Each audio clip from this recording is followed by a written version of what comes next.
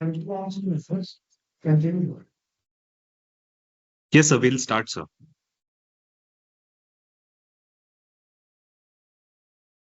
Am I audible to you, Yes, Tajul, sir? you're audible. You're audible. Yes. Good morning to all. Welcome to the third day of the short-term training program, come faculty development program on structural resilience of high-rise buildings and bridges. We are delighted by your enthusiastic participation over the past 2 days, and we hope you have gained valuable insights into the fascinating and evolving field of structural engineering.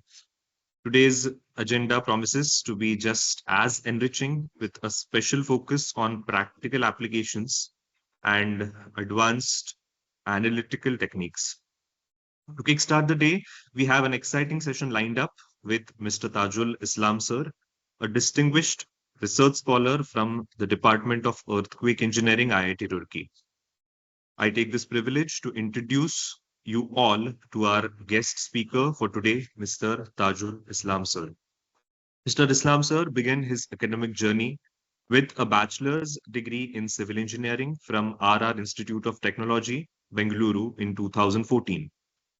Following this, he embarked on a teaching career as a lecturer at Acharya Polytechnic, Bengaluru, where he dedicated 3.5 years to shaping young minds in the field of engineering. Recognizing his passion for advanced research and structural dynamics, he pursued an MTech in structural dynamics, earthquake engineering at the prestigious IIT Roorkee, graduating in 2021. His exceptional academic prowess led him to continue his journey at IIT Roorkee as a PhD research scholar in the Department of Earthquake Engineering, a position held since 2021. Mr. Islam sir, current research focuses on seismic performance of risk assessment of corroded RC buildings and components, with an aim to develop innovative retrofitting solutions. He has already made significant strides in his research, having presented his work at the recently concluded World Conference on Earthquake Engineering in Milan, Italy. Furthermore, he has submitted his first research paper to a peer-reviewed journal and is in the process of preparing two more manuscripts. In addition to his academic achievements, Mr. Islam has actively contributed to professional development. He was the trainer for the online training program on performance-based seismic design conducted for practicing engineers from January to April 2024. Mr. Islam's expertise encompasses a broad spectrum of topics, including performance-based design, risk-oriented design, nonlinear modeling, seismic hazard assessment, site-specific studies, ground motion selection, finite element analysis, and tall building design. We are very fortunate to have you today with us, sir. We Thank welcome you very you much. on the behalf of our department. I request Dr. Archana Dongre, ma'am, Associate Professor, Civil Engineering Department of Vidyavardhinis College of Engineering and Technology, Vasai, to address our attendees and to welcome our today's guest speaker, Mr. Tajul Islam, sir. Over to you, ma'am. Thank you, Professor Nikhil. It's an honor to, it's a warm welcome to all the participants. You are here for third day. And this is, when we hear to the experienced professors, uh, we see their overall experience. But now we have today comparatively young researcher, but who is really having a great experience and who is currently working on the problem. So it's so much to learn from Mr. Tajul Islam sir. So on behalf of Department of Civil Engineering and Vidyavardhini College of Engineering, we invite you, sir, and thank you for accepting our invitation. And we are here to learn from you. So thank you so much for being here, and we hope that all participants you learn the most from this. Let's uh, come together and get the most of this session. Thank you, sir. Thank you, ma'am. Thank you, Nikhil, for very interesting and detailed introduction. So Yes, sir. I Thank you, sir. think Thank you. we can start the session, right? Yes, sir. Yes, sir. Over to you, sir.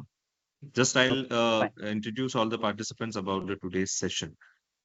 So this morning, the first session will be based on demonstration of modeling and analysis of tall buildings in ETABs. In this session, Mr. Islam sir will guide us through the intricate process of modeling high-rise structures, shedding light on the key considerations and challenges involved in ensuring structural resilience. We are confident that this session will not only enhance your technical skills, but also provide you with actionable knowledge for real-world applications. So without further ado, let us warmly welcome Mr. Tajul Islam, sir, to begin the session. I request you to take forward the session, sir. Thank you. Sure. Thank you. Thank you.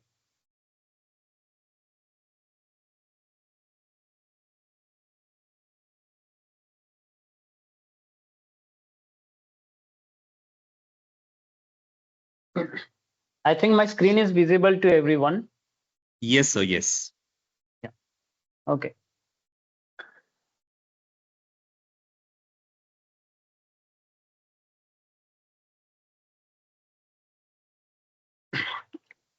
Okay, again, good morning, everyone. So, as you know, today I'm going to present some demonstration regarding the modeling and analysis of tall buildings. And in this presentation, I have included some PPT portion also, and side by side, wherever needed, we'll open the model and see how the things what we'll be discussing in the PPT, how actually we have to do.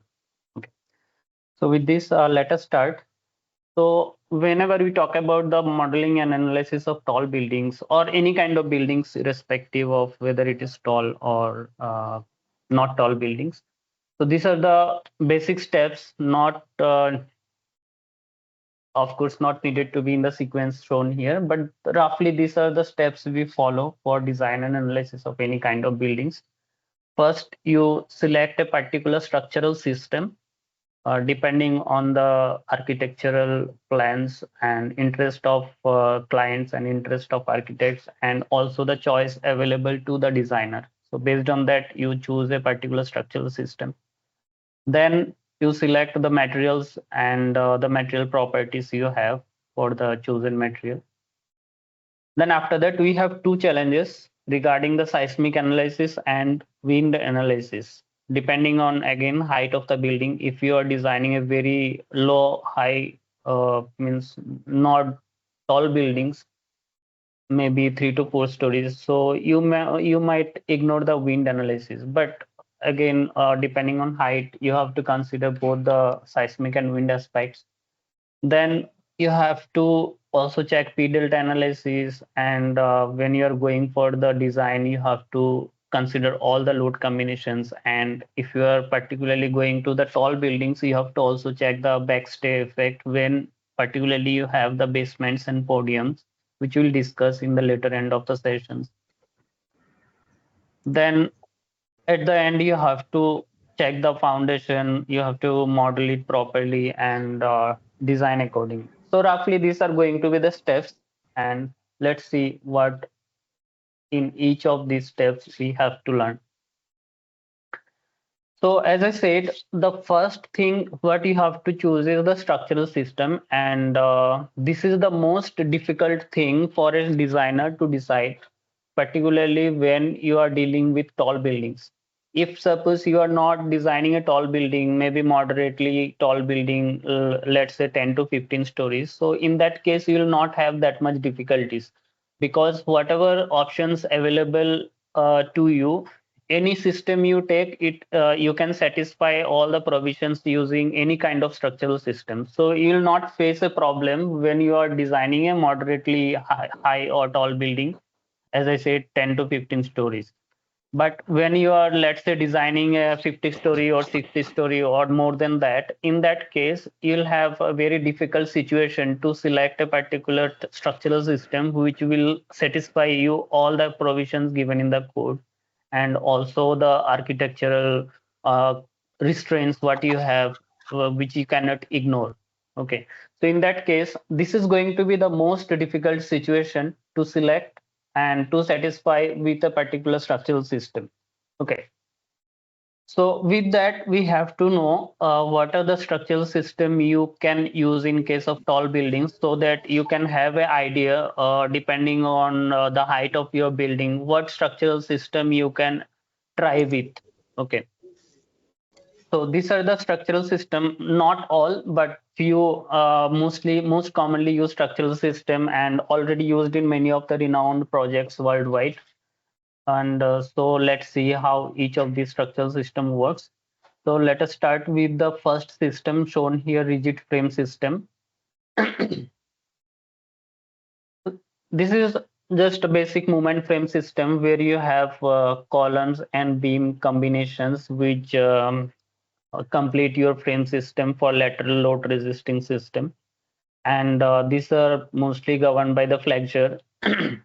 So when the load acts due to earthquake or wind, it will convert the load in terms of flexural behavior of the structure and transfer through the vertical resisting system, which will be columns in this case, and transfer it to the ground level, means the foundation.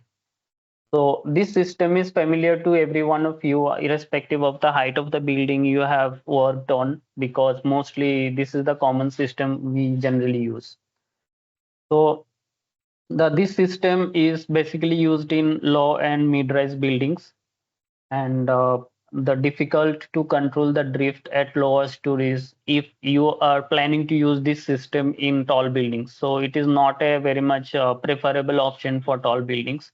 You'll face very much difficult situation to control the drift, which I think most of you who have already worked as a structural engineer, you are already facing this problem. After a certain height, if you are trying to use the moment frame system, so lower stories, maybe within 3 to 4 stories, in that range, the drift is very much high, which becomes very much difficult to control. Okay. And one more disadvantage of this movement frame system is it will have the lower strength to weight ratio. What it means is, if suppose you are now trying to design a 10-story building using a movement frame system, and the same building you can also design using, let's say, a shear wall building, shear wall structural system. So the quantity of material you are going to consume in the movement frame system is going to be very much high compared to the shear wall system, because the section size, cross sectional shape you are going to use in the moment frame system, let's say square or rectangle, so it is not very much optimized. So the quantity of materials will be unused for certain portion of the cross section. So in this way, it is going to give you the lower strength to weight ratio. Then we have the rigid core system. As you can see from the picture, it will have a central core which will take care of the lateral resistance of the building, either due to earthquake or due to wind loads. And the floor system will be like cantilever supported on the core system, which you can see from the bottom two pictures here. And there can be different arrangement possible depending on, again, the decision of the designer and how they satisfy the uh, design criteria. So core can be either closed or partially opened. Here you can see, if you are planning to install the lift system inside the core, so you have to have opening for providing the doors here for the lift portion. Then floor slab, as I said, these are cantilevered, and this system can be effectively used for if you are planning for up to, let's say, 20 to 40 stories building. So this system can be effective. Then we have the shear wall system. So again, this system is also familiar to most of you, I guess. And this system is also tried from very low story to high story structures. So as you can see, either you have internal shear walls or external shear walls, or the combination of both. It can be used with flat slab systems or shear wall beam system. So either you can have only vertical member and no uh, horizontal load resisting system apart from the slabs. Okay, so you'll have only flat slab systems which are supported on the shear walls. So horizontal forces will be transferred from the floor slabs to directly the shear walls. Or you can have the beams also below the floor systems, which will transfer, means the slab will transfer the forces to the beams, then beams are going to transfer the forces to the shear walls.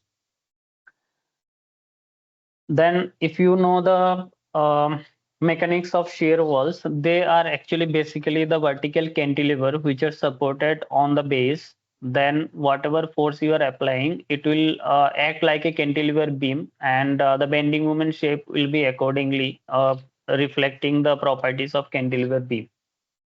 So you know the cantilever beams will give you the maximum bending moment at the support portion. So similarly, in case of shear wall also, you'll have the maximum bending moment at the base and maximum shear force at the base. So accordingly, you know the in case of cantilever member, the deflection is maximum at the free end. So similarly, reflecting that property, if you have shear wall system, you will have the maximum drift at the top, not towards the bottom, as we have discussed in case of moment frame system.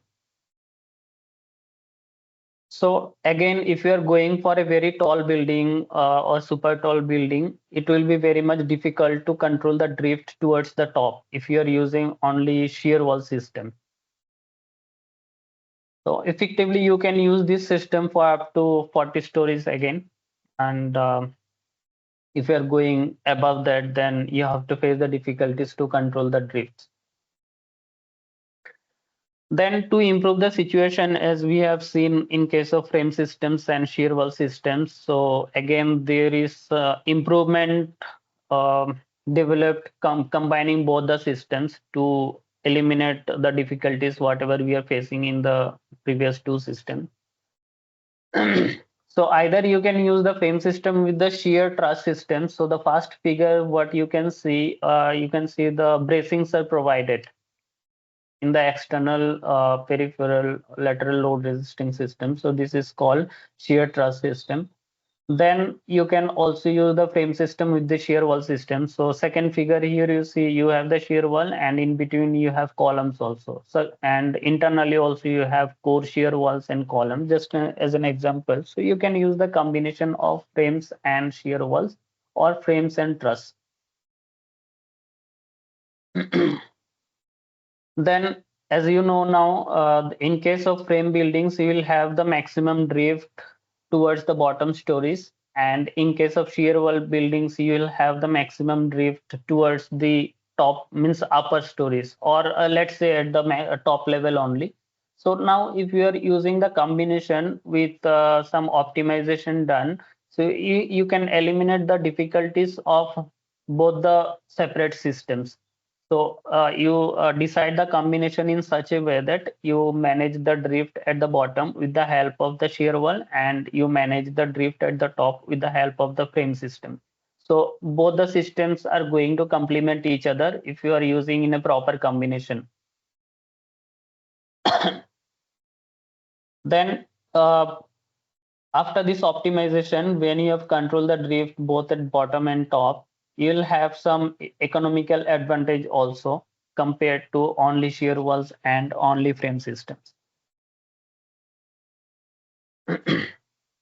So this is an interpretation of how the combination works. So the first figure, let's say this is the only shear wall system, and based on the properties of a cantilever beam, this is how it is going to deflect. And if you see the maximum, sorry, this is the frame system. The first system is the frame system. So this is how this is going to be, the structure is going to deflect. And as you see, the curvature here at the bottom is maximum, means higher compared to what you can see at the top. Okay. So based on that, you'll have the drift ratio maximum towards the bottom stories. Then you see the shear walls like a cantilever structure. The deflection and the curvature both are both are maximum at the top. And if you combine both, so you are just adding the deformation profile of this frame structure and this shear wall structure, and the resultant will be like this. So this will be like balanced system. You are reducing the drift at the top as well as at the bottom with the help of the advantage of both the system. So these systems can be again effectively used for up to 50 stories, let's say, but although not exactly 50 stories, it can be in that range, maybe few stories higher or lower. Then you also have the outrigger system. So what it means is you have the central core system, which is the primary lateral load resisting system, and peripheral vertical load resisting system, which are holding together with the and connected together with the central core system with the help of outrigger at certain height. So this what you can see is the outrigger system. It can be either steel, means the made up of steels, or maybe due to made up of RCC as well. So these outrigger systems are connecting all the peripheral vertical members and connecting those members to the central core system to give the stiffness to the overall structure.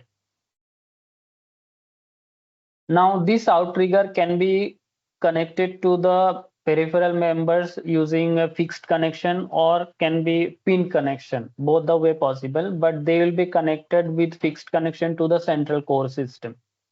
Now, what is the purpose of connecting with pin connection to the peripheral member is to not allow the transfer of movements from the central system to the peripheral system. Otherwise, what will happen here? The main objective is to uh, avoid the lateral load resistance from the peripheral members. We are allowing only the central core systems to carry the lateral resistance. So if you are providing the rigid connection between the outrigger and the peripheral system, some of the means fraction of lateral forces will also transfer to the peripheral system, which we do not want. That's why it is better to have a pin connection between the outrigger and the peripheral system. And this system can be used for tall structure, and it is also successfully used in many of the structure, in particularly in the Western countries. And it was actually developed few decades ago. So maybe if you follow some tall buildings from 1970, 80, something like that, you'll get some good example of this system used in tall buildings. Then you also have frame tube system. A famous example is the World Trade Center Twin Tower, which is not available currently because of some accident happened, 2 decades back. So this was an example of this system used. Here, what happens is you use the closely spaced perimeter columns, forming a tubular shape. So if you see this figure here, these are the perimeter columns, very closely spaced and connected together. And you also have the internal vertical members, which are mainly to carry the vertical loads, not the lateral loads. So entire lateral loads will be carried by these peripheral columns, which are connected together with horizontal system. Okay. Again, you can have another core internally. In this example, you have only one core for the lateral load resisting system. Similarly, depending on the requirement, suppose one core is not enough to carry the lateral loads, then you can decide to have another core inside, which will also be allowed to carry the lateral forces. So that is also possible. Axial stress variation in the tube columns along any direction is not linear due to shear leg. What happens is, suppose the forces is acting from this direction. So these are the columns which will be mainly carrying that forces. And what happens if you just compute the stress in all these members and check their variation along this direction, you'll see they are not linearly varying there, because these columns are actually flexural members, but we are trying to convert these flexural members into a cantilever shape like a shear walls. The objective is to get the behavior close to shear walls as much as possible with this configuration, because we know shear wall is very much effective in resisting shear. Okay, and the stress variation is linear in case of shear walls. So we are trying to reflect that property, but this actually doesn't happen in case of this system, because there are inherent properties of columns, which is basically flexural member.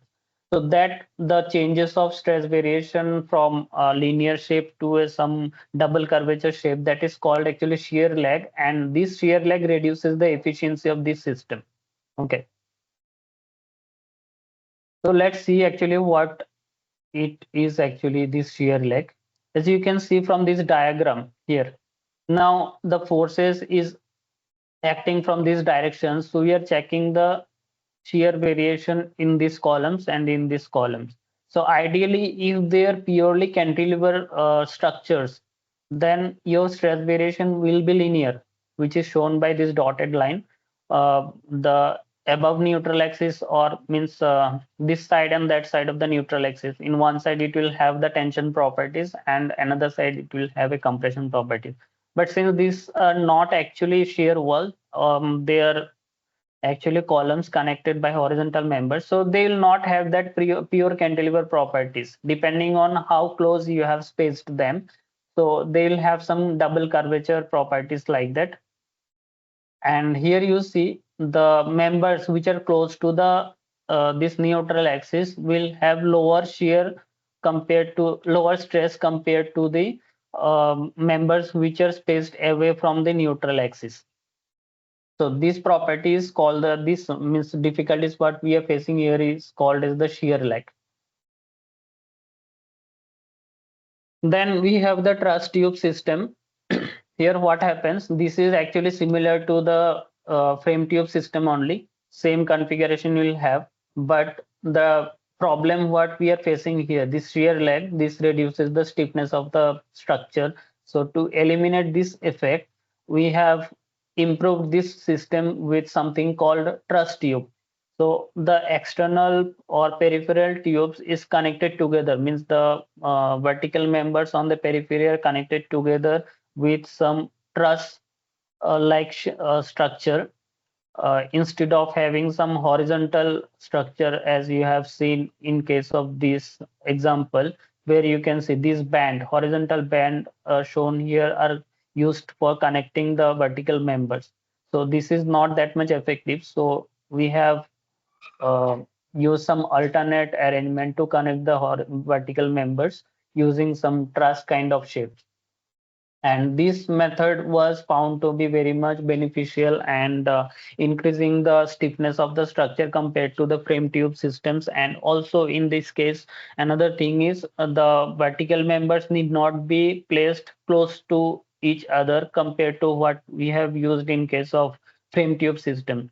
So it will give you better visibility from inside. The occupant who are staying inside the building, they will have better outside visibility compared to the frame tube system, because of some higher spacing between the columns used in this case. And this is another famous example of this truss tube system, which is the John Hancock Tower in Chicago. Then we have the bundle tube system, where from the example here shown in this picture, you can see these are the combination of tubes bundled together. And to avoid the means provide the resistance against the wind, particularly in case of tall structure. So this bundle, each tube are eliminated at certain height to give the better resistance against the lateral forces. So as you can see, the multiple tube system bundled together, and again at certain height they will be connected together using some lateral bands. And this is improved version of the frame tube or truss tube system. So each tube, if you consider, that will be an example of frame tube or truss tube. So we have multiple frame tube system connected together. So it is called bundle tube.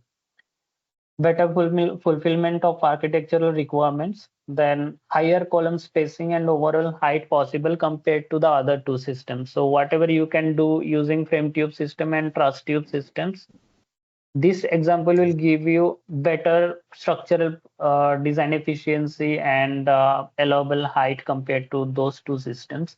And this Willis Tower in Chicago is one of the famous example of this system used. So these are the few systems, but there are other systems also which you can use in case of tall buildings. Now, why I have explained this system is to give you an idea what kind of system you can have or you can try if you are going to design a tall building in real. So that's why it was needed to discuss these things. Now let us move to some demonstration, and before that, these are the provisions available in case of any building, not necessarily tall buildings in India. If you are designing a building in India, these are going to be the provisions. So if you are not designing a tall building, definitely you have to use IS 1893 Part 1 2016, which is the primary seismic design provision. Then you'll have the provision of IS 13920 2016 as of now, because both the codes are under revision, and maybe in the few months you'll get the published version of that. So IS 13920 deals with the ductile detailing needed for seismic design. Then you'll have the provision of IS 875 Part 3 2015 for wind design. And when you are dealing with the tall buildings, additionally, in addition to these three codes, you have to also use the provision given in IS 16700 2023 for tall building provisions. Then in addition to this, these are Indian codes. In addition to this, you can also follow LATBSDC, which is Los Angeles Tall Building Design Code actually. And also ASC pre-standard. This is for wind design, and LATBSDC is for seismic design. So these two codes are also very much popular even in India. So you can follow those standards also. And in addition, you can follow ASC 41 if you are particularly going to do some nonlinear kind of analysis. Then let us see, this is very much important. There are few checks actually. This is again another important thing, and yeah, actually very much important if you are designing a tall buildings or any kind of buildings. It may happen that you may miss some provisions which needed to be checked, but maybe you have forgotten or you don't know about this provision, so you have missed that one. So unfortunately, you will miss some important criteria which otherwise you should have checked. So I have prepared a list of checks which are very much important, and if you are following those checks, definitely you are going to replicate a very good design. So let us see what are those checks, and most of these are basics. I think most of you already know, and few checks are there which you have to follow carefully.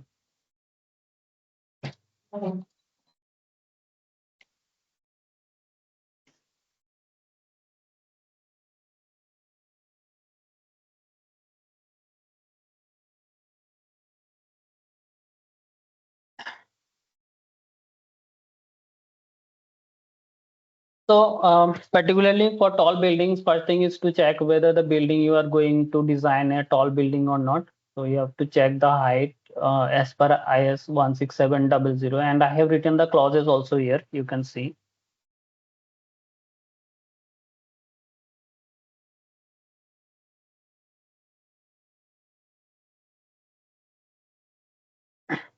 So for each of these criteria, you will see the clauses here and what it says in under these criteria. So for a tall building, if the height is more than 50 meter to less than 250 meter, we say it as a tall building. And if the height exceeds more than 250 meter, we call it as super tall building as per this code. Then these are basic checks. Minimum grade of concrete for tall buildings, you should use at least M30 grade concrete, and the maximum allowed is M70. You cannot use M70 as per the current provision, again as per IS 16700. Then if you have a transfer structure in your model, So the vertical earthquake component need to be considered and dynamic analysis need to be performed if you have the transfer structure. Now, I don't know if you know the transfer structure meaning. It is basically like a beam which is supporting a column. So you have a column which is rested on the beam, but below the beam, you do not have any vertical member to support that beam. So those kind of structural configuration, if you have, these are basically irregularities. Such kind of irregularities are prohibited as per IS 1893, but as per IS 16700 says, if you have such kind of irregularities, then you definitely should consider vertical earthquake in your analysis, and also you have to perform nonlinear dynamic analysis. Okay. Then the structural system criteria is given in these clauses. The suitable structural system should be decided based on the height and location. So accordingly, you have to choose the response reduction factor for seismic design.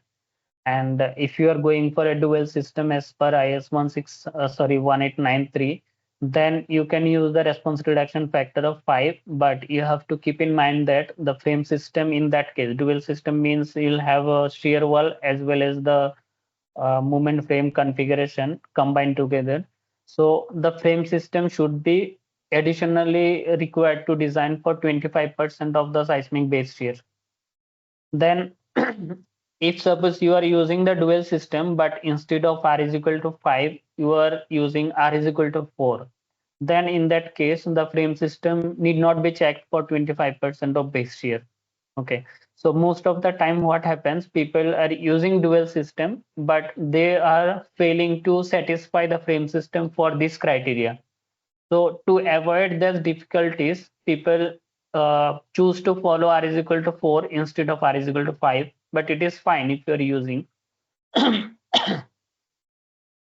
Then flat system not allowed in case of zone 3, 4, and 5 in case of tall buildings. In case of any buildings, actually, code says you should not use flat system if you're using in any of these 3 zones. Then floating columns, as I said, in this transfer structure, the sorry, give me 1 minute.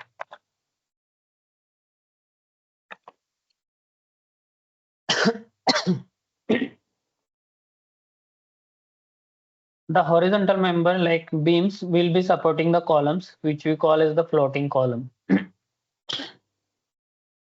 So such columns should be avoided from lateral load resisting system. It means you can use those systems as a vertical load carrying system, but should not be included in the lateral load resisting system. Then again, in this case also, you have to consider the vertical ground acceleration in your analysis.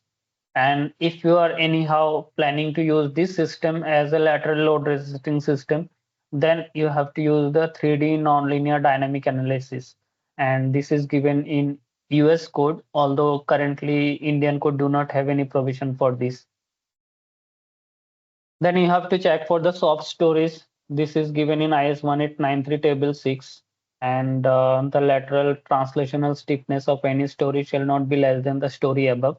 So you can follow this clause. I'm not going to discuss these clauses in detail because it will take a lot of time.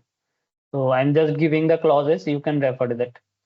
Then you have to also go for check against the weak stories. So what it says is the lateral translational strength of any story shall not be less than that of the story above. It means the shear capacity of a particular story should not be less than that of a story which is above that story. Then again, you have the diaphragm discontinuity. The maximum area of opening in any flow diaphragm shall not exceed 30% of the plan area of the diaphragm. So the opening is actually needed. We cannot avoid, like you have to provide the staircase, you have to provide the lifts. So opening is needed. Sometimes because of some architectural requirement also we provide the opening. So in that case, you have to keep in mind that the total opening, combining all the openings provided at different locations in the diaphragm in a story, should not exceed 30% of the total plan area of the diaphragm. Then again, in a particular story, the minimum width of the floor slab along any direction after deduction of the opening shall not be less than 5. It means if you cut a section at any particular location in the diaphragm, then area of the opening part and area of the non-opening part. So if you compare the non-opening part, the area should not be less than 5 meter wide. Okay. Then cumulative width of the floor slab along any particular direction shall not be less than 50% of the total floor width.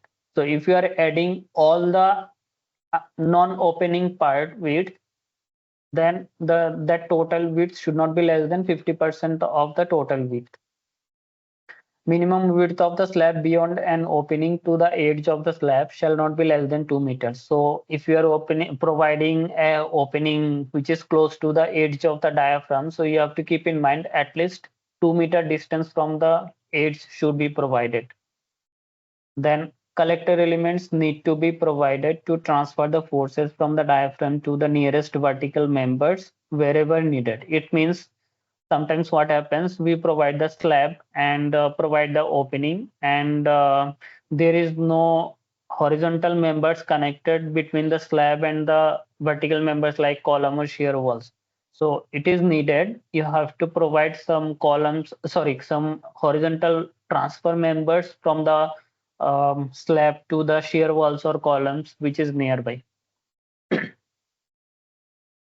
Then in case of seismic zone 5, the site-specific deterministic hazard spectra need to be determined by performing seismic hazard assessment study. If the spectra from the hazard study is higher, it should be used. And also the vertical earthquake component should be considered for seismic zone. So if you are designing a building in seismic zone 5, so you have to remember, code says you have to use the site-specific study to determine the response spectrum, not the one which is given in the code book. So after determining that site-specific response spectrum, if you find that this is higher than what is given in code, then you have to use that. Otherwise, if it is coming to be lower than the code, then you have to use the spectrum given in the code. And also you have to use the vertical earthquake component in the analysis in case of seismic zone 5. So interestingly, this part we are going to learn how to conduct site-specific hazard assessment study and how to determine the site-specific response spectrum in the next session, which is going to be day after tomorrow. So if you are very much curious to know about this, you can attend that session. Then damping ratio requirement of the damping ratio of not more than 2% shall be used for wind analysis. If you are designing for wind loads, then the damping ratio used in the structural analysis should not be more than 2% of the critical damping. And in case of seismic analysis, it is 5% allowed in the code.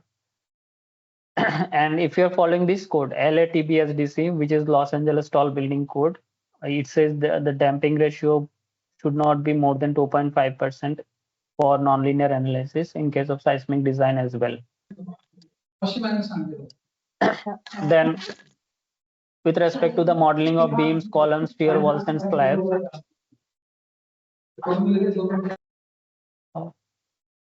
frame elements for modeling of beams and columns you can use. Then shell elements for modeling of shear walls in case of linear analysis you can use.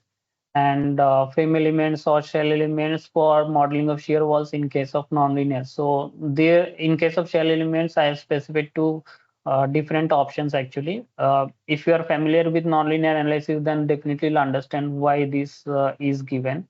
Because using the shell element, what happens? It is very much difficult to analyze the structure because of meshing compatibility requirement and higher time consumption. So in that case, we prefer to use the frame element as well for modeling shear wall also. So you have the both the options, whatever is feasible to you, you can use.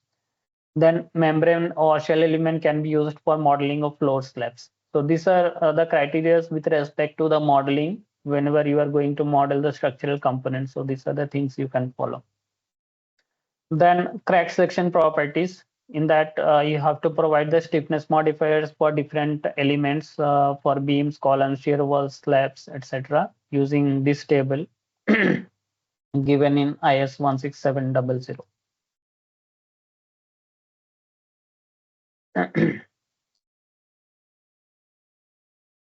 Then here this you have to understand, Indian code do not have any serviceability design requirement in case of seismic design. So whatever seismic design provision is given, that is from strength point of view, like we are trying to avoid the um, collapse possibility of the structure using the seismic design criteria. But currently, as per the current standards, we do not have any provision from the comfort point of view. We do not design the building for satisfying the immediate occupancy or life safety criteria. Then when you are modeling, you have to use rigid end offset and rigid zone factor, and it should be used in the computer model, and the rigid zone factor recommended for RC buildings or RC member components is 0.5, which is recommended. And also this is another important thing, moment release and torsional release. I have seen many designers actually prefer this option. I don't know why, maybe to save on economies, but this is not recommended. You should not use that. Moment release is not recommended in any case. Then torsional release in case of secondary beams or any other member which are not part of the lateral load resisting system is acceptable, but not in primary beams. Okay. Then meshing of shell elements, minimum of 4 elements horizontally and 8 elements vertically needed to obtain the reliable results. This is what I tried to mention in the previous clause where I have mentioned this frame element for nonlinear analysis, because you need to use the meshing of shell elements also. So as you're increasing 4 by 8 means in one panel, let's say shear wall panel between a story which is 3-meter high, but you have to use 4 by 8 means 32 elements in that 3-meter high shear wall portion. So now you can imagine if you have multiple shear walls and designing a tall building, so how many number of mesh elements you need. So it will be very much difficult to analyze the structure for nonlinear analysis. Then torsion due to design and accidental eccentricity. Design and accidental eccentricity should be considered in all the case. Now here I just want to explain, many of you, I don't know whether you are clear about these things or not. So let us discuss. If you are not familiar, it will be good. First of all, you need to understand why to include the accidental eccentricity and why to include the dynamic eccentricity part. So we include the accidental eccentricity because of these reasons here. The first thing is the effect of torsional component of ground motion, earthquake ground motion, which is generally ignored in the design. So we do not use the torsional component of ground motion for structural analysis. So to take into account that uncertainty, that is one of the reasons for including accidental eccentricity. Then the variation of live load from that considered in the design. So we follow some Codal provisions like 2 kilonewton per meter square or 3 kilonewton per meter square given in ISO 875. But it need not be exactly same. It may vary in real scenario. It may vary. Maybe it is less than that, or maybe sometimes it is more than that. So to take into account that uncertainty again, and also variation in the computed and actual values of the structural properties. So you have computed the properties based on some mathematical calculations or some expressions available. But in real scenario, it may not be same. There may be some differences. So to consider all these uncertainty factors, we provide a eccentricity so that these things, because of that uncertainty, whatever effect is going to happen, that can be counted in the analysis. That's why we consider this. Then there is another portion of the eccentricity which is called dynamic eccentricity. So this happens because the variation in the stiffness. Again, you have the structural components, you calculate the stiffness. So actual stiffness need not be same as what you have calculated. And the variation of strength, again, same thing. And the variation of mass distribution. Okay, so all these things we estimate based on whatever concept available to us, but in real scenario, it may vary from our calculation. Okay, so to take into account all these factors, we consider the dynamic amplification of the eccentricity. So including means considering these two different eccentricities, we calculate the design eccentricity, which is given in IS code or any other code, whatever you follow. The design eccentricity is equal to some fraction of dynamic eccentricity and some fraction of accidental eccentricity. Sorry, this dynamic eccentricity actually is some fraction of the static eccentricity. So you have the alpha parameter here, which is called the dynamic amplification factor. When you multiply this dynamic amplification factor with the static eccentricity, it becomes the dynamic eccentricity.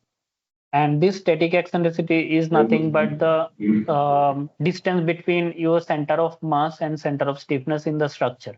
Okay, so you can easily calculate this static part, and this amplification factor is given in the code that you can multiply with the static eccentricity.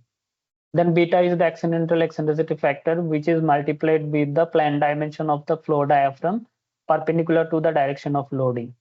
What it means is, if you are calculating the eccentricity for the x direction, you have to consider the width along y direction. Okay, so you have to multiply this beta factor with that width to get the accidental eccentricity part. So as per IS 1893/2016, these are the values of alpha and beta. You can see alpha is 1.5 and beta is 0.05. And these are the two different possibilities for calculating design eccentricity. Why this negative sign is coming here is because of this reason. Depending on the location of CR with respect to CG. Sometimes CR can be above CG, or sometimes it can be below CG. So depending on that, you have to consider both the possibilities. Okay. So I hope it is clear. And now let's get back to the remaining criteria, what you need to satisfy. The natural mode of vibration, this clause I think most of you know already. The natural period of fundamental torsional mode of vibration shall not be more than 0.9 times the smaller of the natural period of the fundamental translational mode. So basically what it says is the first two modes should be translational. One is in x direction, another one is in y direction, and third mode should be torsional, and the period of torsional mode should be 0.9 times the fundamental period or lower than that, but not more than that. Then regularity of mode, what I said here, that is only the meaning of that regularity of mode. The first three modes should be like two modes translational and one mode torsional, third mode. And the combination of all three modes, if you add, the participation of mass should be more than 65%, combining all the three modes. The lateral drift under earthquake load, this is the criteria what code says. The drift limit under design earthquake is 0.004. Then the diaphragm flexibility, if you have delta middle by delta average more than 1.2. So let's say you have a flow diaphragm and you are calculating the deformation, horizontal deformation because of seismic load at the middle portion of your diaphragm, and you are also calculating the delta 1 and delta 2 at both the ends. So the delta average is basically the summation of delta at both the ends divided by 2. So if you get this factor, delta middle by delta average more than 1.2, your flow diaphragm need to be considered as flexible. So what you have to do from the modeling perspective is the membrane element or rigid diaphragm options should not be used in case of flexible diaphragm.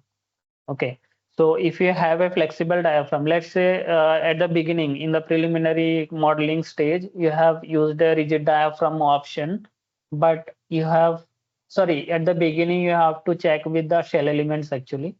Do not go by the rigid diaphragm from the beginning itself. Use the shell element, then check this criteria. If you are seeing that your delta middle by delta average is less than 1.2, then just to have easiness in your modeling, you can replace this shell element modeling with the rigid diaphragm option. But if it is more than 1.2, you should not use that rigid diaphragm or membrane element. You have to use shell element only with proper meshing.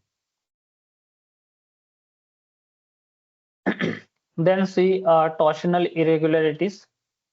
If delta max by delta mean. Now here delta max is the deflection or deformation at one end. I think if I show you with some demonstration, it will be easy to understand.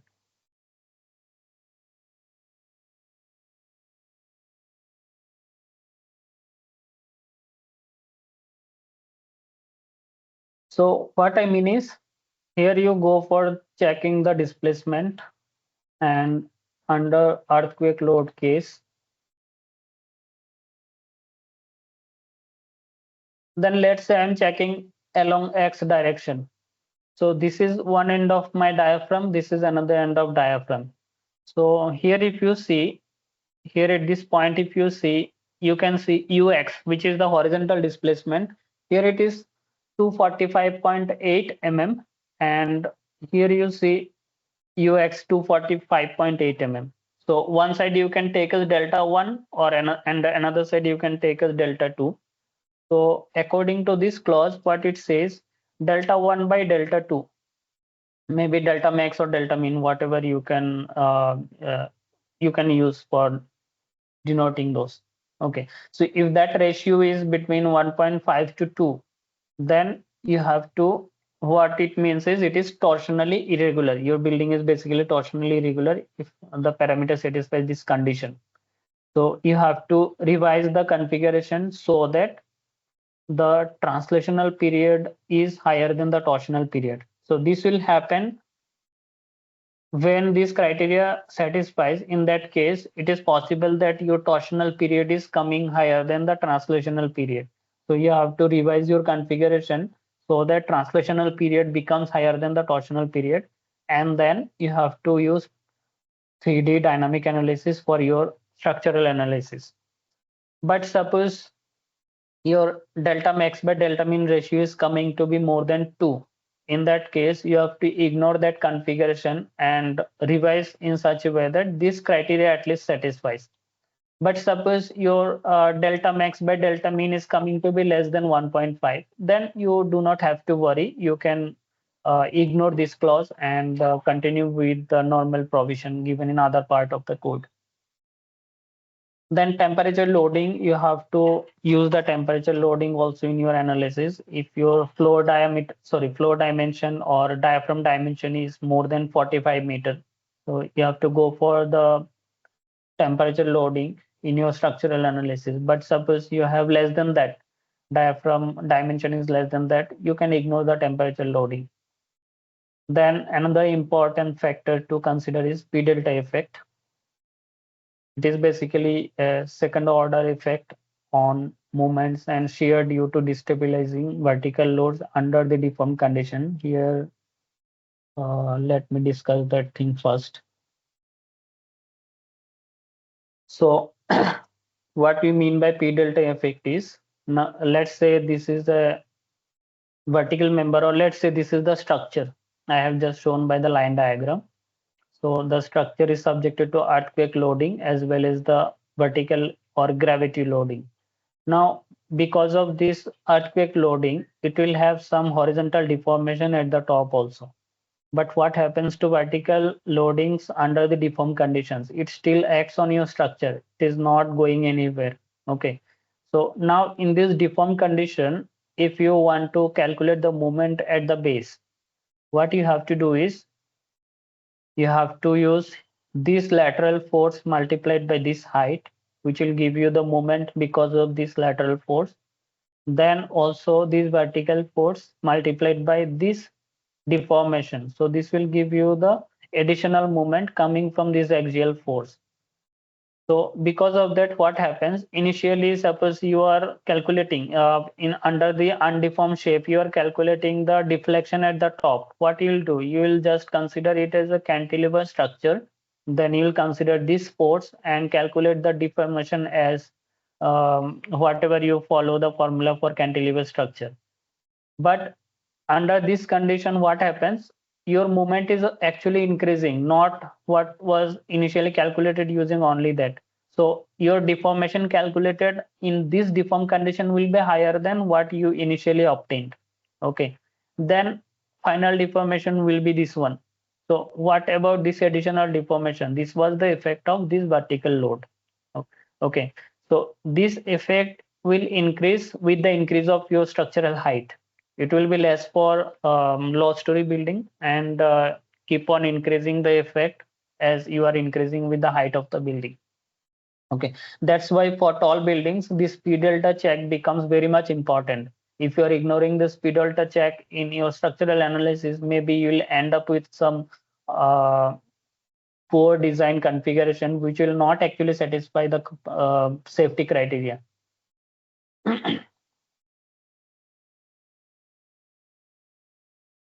Okay, this we'll discuss later. First, let us finish those clauses. So the P delta analysis, I think you understood what is actually meaning of that. Then when you are trying to include the P delta analysis in your structural analysis model, you have to create a load combination to perform that P delta analysis. Okay, so that load combination is different according to different code, but there are some similarities depending on how much fraction you use. Okay, so you have to use full dead load and an appropriate proportion of live load. Why this appropriate proportion is given? Because it is different in different code. Okay, so you can follow any code which you are following, and according to that code, whatever combination is given in IS 16700/2023 also there is a combination given for this analysis. So you can select that and perform your P delta analysis. Then the stability coefficient is calculated to check the necessity of P delta. So what it means is you don't know exactly how much is going to be the effect of P delta. And if you want to avoid the P delta analysis, then you have to check this coefficient. There is a limit given. We'll discuss this limit. If that limit is means your the result coming from this check is coming to be less than that limit, then you can ignore that P delta analysis. So what is that stability coefficient? You can follow this clause. The stability coefficient should be less than 0.2 as per this clause.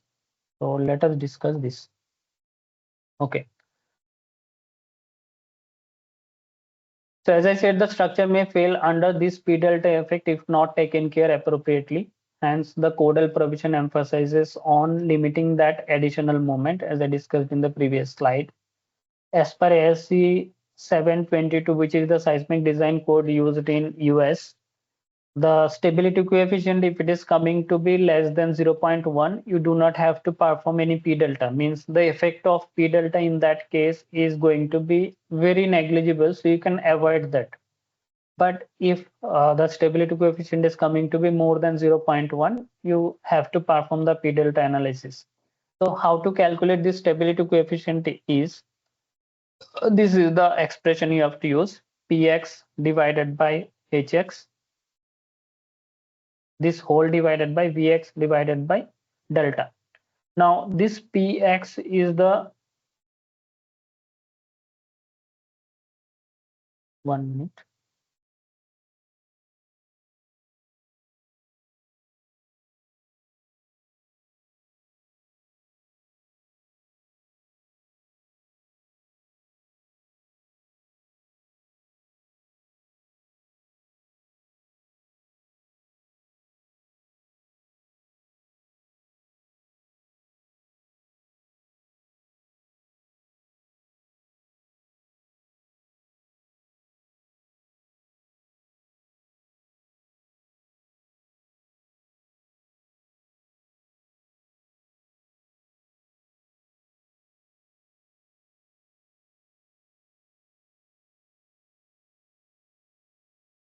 Okay, so here is the clause given. Here you can see. So P is going to be the vertical load and delta is going to be the horizontal deformation at the top, and V is going to be the design base shear and H is going to be the height of the building. Okay. So this is what I try to explain in this slide.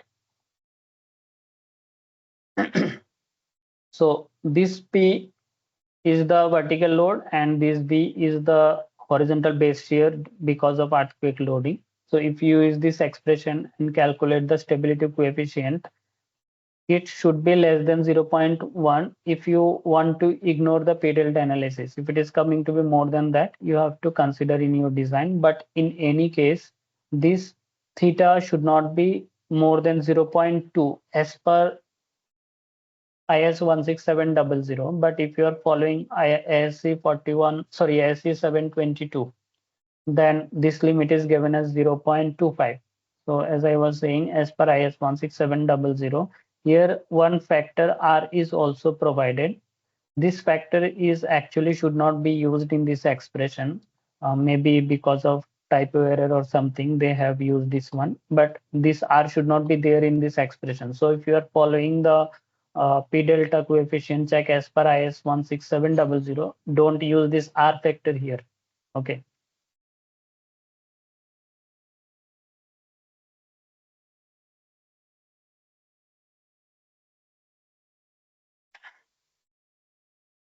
Then in case of tall building, you have to check the pounding check. What it means is if you have, let's say, two tower adjacent to each other, so there is a chances of colliding of two towers under the seismic effect. So you have to check the maximum deformation, what is possible in the structure, whether it is enough to cause any collision between the structure or not. That is called pounding. So the minimum gap between the two adjacent buildings should be equal to this much. If you are trying to construct a building adjacent to a already constructed building, so this much gap at least should be provided between the existing building and the newly constructed building. And similarly, if you are constructing two buildings adjacent to each other, so at least this much gap should be provided, where R1 is the response reduction factor used in the first structure and delta 1 is the maximum deformation at the top of the first structure. Similarly, for the second structure. So you consider this, and whatever maximum value you are getting from that, this much gap between the structure should be provided. Then scaling of base shear, most of you I think know already about this. The scaling of base shear to be applied at the ground level for the building with basement. And there are some other provisions also given depending on the structural system and the configuration of the structure, like you have the basement and podium. There are some other clauses also given. I'm not explaining, but you can follow these clauses for that. Then minimum base shear should be considered as a percentage of seismic weight. So you can follow, there is a table given in IS 16700. Whatever base shear you calculate from the structure, so if you go to check the base shear,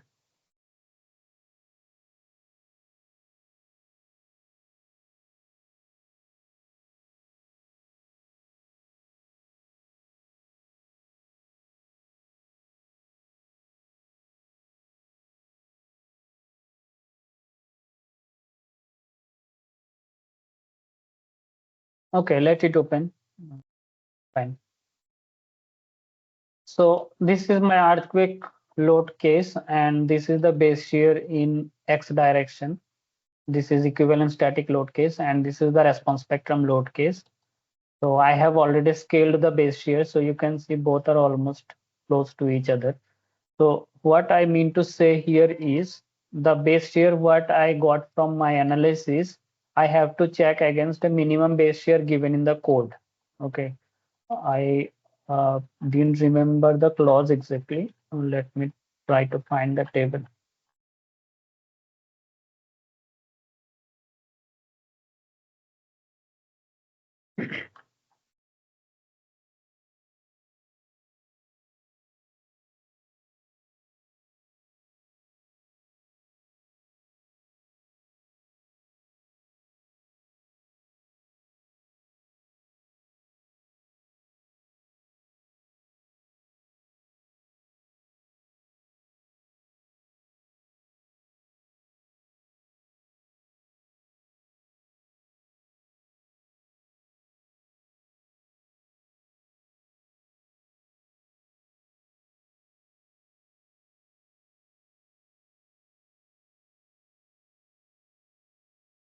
Okay, leave it. I'm not getting that clause. But what you can do is it is given in terms of fraction of seismic weight. So you have the total weight of your building.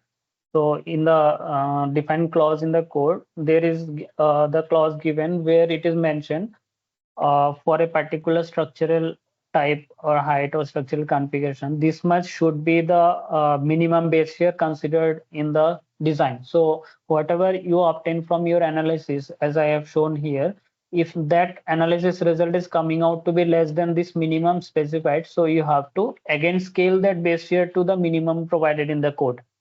But if suppose the calculated value is coming to be higher than this minimum, then there is no problem. Then in case of towers with podium and basement, you have some additional clauses to satisfy. So with respect to whether you have single tower with podium or multiple towers connected by a common podium. So the two different types of models need to be prepared. The models for individual towers and the model for integrated means combining towers, basement and podium together. Okay, so separate models are needed.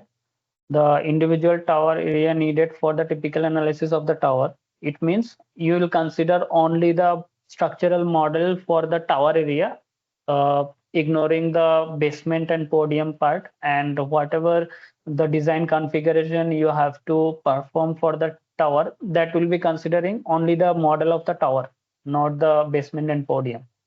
Then integrated model should be considered for checking the dynamic effect of the earthquake and model mm, analysis results of and what are the effect of that. To check all those things, you have to check the integrated model also. Then you have to also check for backstay effect in case of towers with more podium and basement. I'll explain what is this backstay effect. In case of tall buildings with podium, the lateral forces from the tower at the podium level gets attracted to the podium diaphragm due to their large in-plane stiffness, and very small amount is transferred to the vertical members. What it means is, suppose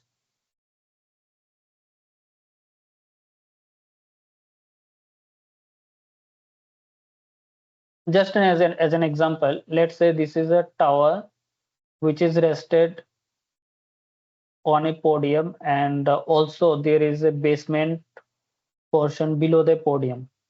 Okay, now the seismic base shear, what is coming at the bottom level of this tower, is suddenly experiencing a larger horizontal diaphragm. Up to this level from the top, there was continuity with the dimension of the diaphragm. So whatever base shear was distributing from the top to the bottom, it was having a continuity in the distribution. But suddenly at this level, the diaphragm stiffness becomes very much higher compared to the diaphragm stiffness in the other stories.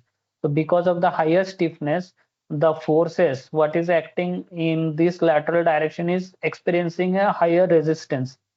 So now say there is a imbalance in the resistance provided and the forces acting. Okay, so because of that, there is a chances of reversal of stresses occurring at this level. Okay, so this effect is called the backstay effect, and you have to check this backstay effect contribution will vary depending on how much stiffness is available in the diaphragm of the podium or basement compared to the tower area. Okay, so that you need to check, and there are some provisions given in the code. So during the transfer, in the transfer level, because of the floor diaphragms, as I have shown, the shear reversal, as I was telling, might occur at the podium diaphragm level, which is known as the backstay effect. However, the amount of transfer to the podium diaphragm will actually depend on the relative stiffness of the podium diaphragm over the vertical members. Okay, so this is what I was trying to say, and let us see the result also. So let's say this is the seismic earthquake, seismic or earthquake force in X direction, and I want to check the shear force due to that.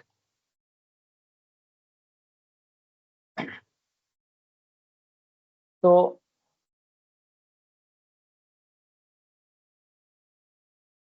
Here you see, this is a vertical member, and these yellow patches are shown here to interpret the shear distribution. And here you see, up to this level, there is a continuity in the distribution of shear. But what happens at this level, it get reverses. The shear in this direction is completely eliminated. Now shear is acting in the opposite direction from the this level to the bottom. Again,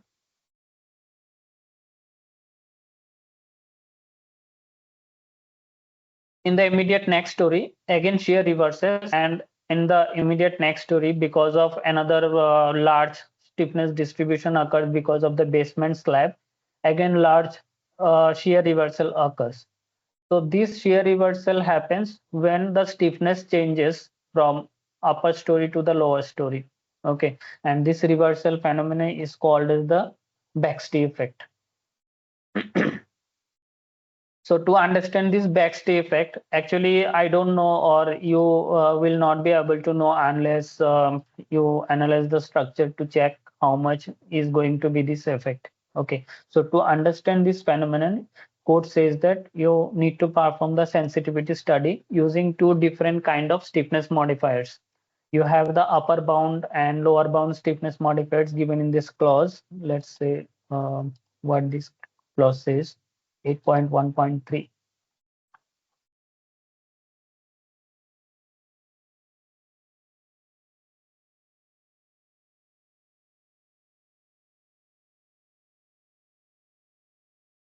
So these are the upper bound and lower bound value given. Upper bound is 0.5, lower bound is 0.15. So what you have to do is, before analyzing the structure,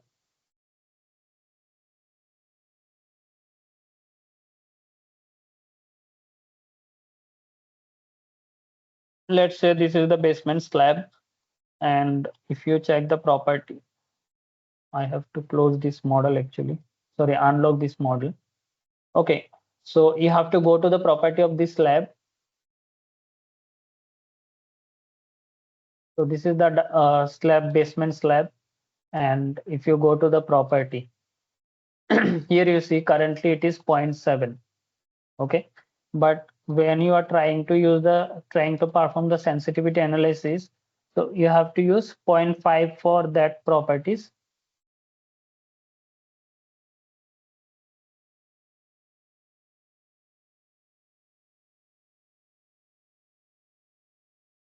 Point 0.5 for all these. F11 should be 0.5, F22 should be 0.5, F12 should be 0.5, then M11 should be 0.5, M22 should be 0.5. I'll discuss this, each of this, what they interpret little later, but all this should be 0.5 as an upper bound value. Similarly, you have to use these same stiffness modifiers for the retaining wall also. So if you check the retaining walls, go to wall sections, and this retaining wall I have named here.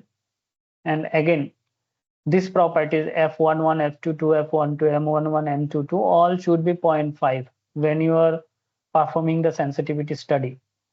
This is as per upper bound parameters. Similarly, you have to use another sensitivity study using lower bound parameters, which is 0.15. Okay, now let me show you the result of one sensitivity study. Okay, so I have two different models. One is single tower with basement, and another one is multiple tower with basement. Let us see first the single tower with basement, and this is using the upper bound modifiers.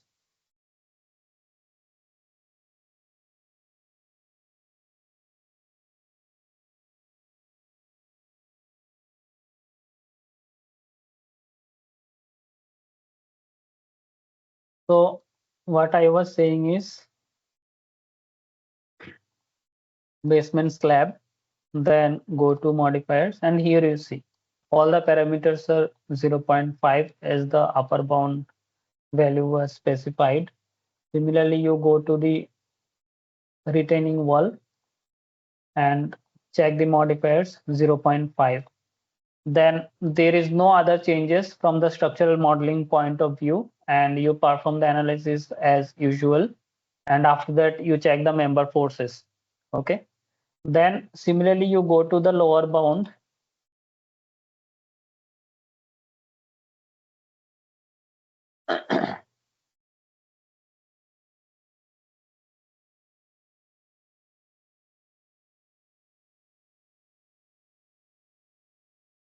So same thing, just the values will be different. So here it is 0.15, and similarly for basement slab as well. So you Sir, perform the structure. sorry to interrupt. Yes, please, no problem. Why we have not changed that bending in 1-2 direction? Bending in 1-2 direction in stiffness modifier. Yes, sir. Yes, sir.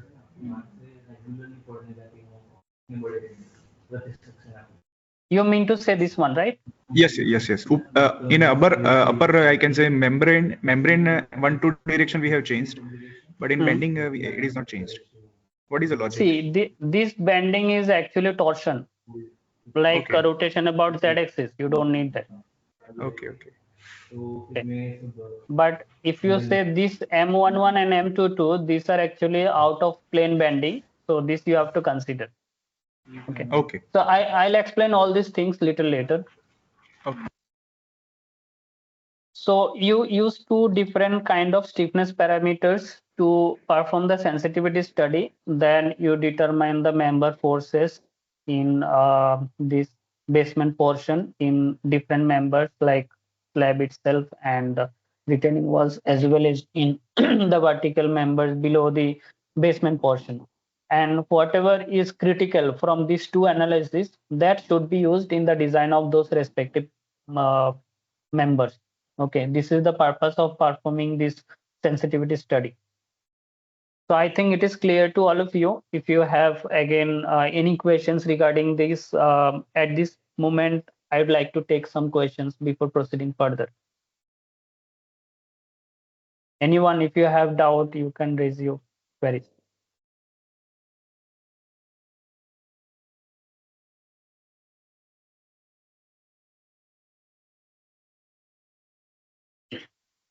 Sir, as a Backstay sensitivity analysis, Yes. finally we need to compare the base shear and like that values, no? 1 minute. Or What you have to do is you analyze the structure using upper bound parameters, then create combinations and perform the design. Then you use another model with lower bound parameters, then perform the design. Okay, wherever you are getting the maximum requirement with respect to the reinforcement, that you consider. This is the objective. okay, sir. Thank you. Okay. Any other questions?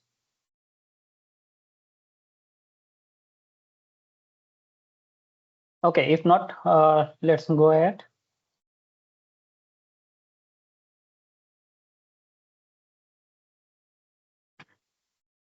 Okay, so these stiffness parameters for which members you have to use. Regarding that, you have some provisions here. The stiffness parameters from table 6, which was shown here in this table, should be used for podium and basement diaphragms and perimeter retaining walls. And if you have foundation also included in your model, like you have included soil structure interaction and model the foundation slab in your structural model, in that case, these parameters should also be used in foundation modeling.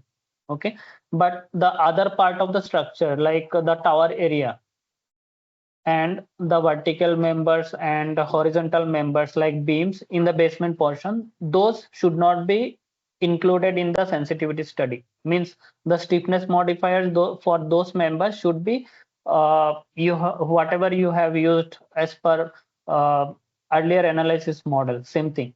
Like as per IS 1893, whatever parameter is given, those parameters should be used for modeling other part. Okay.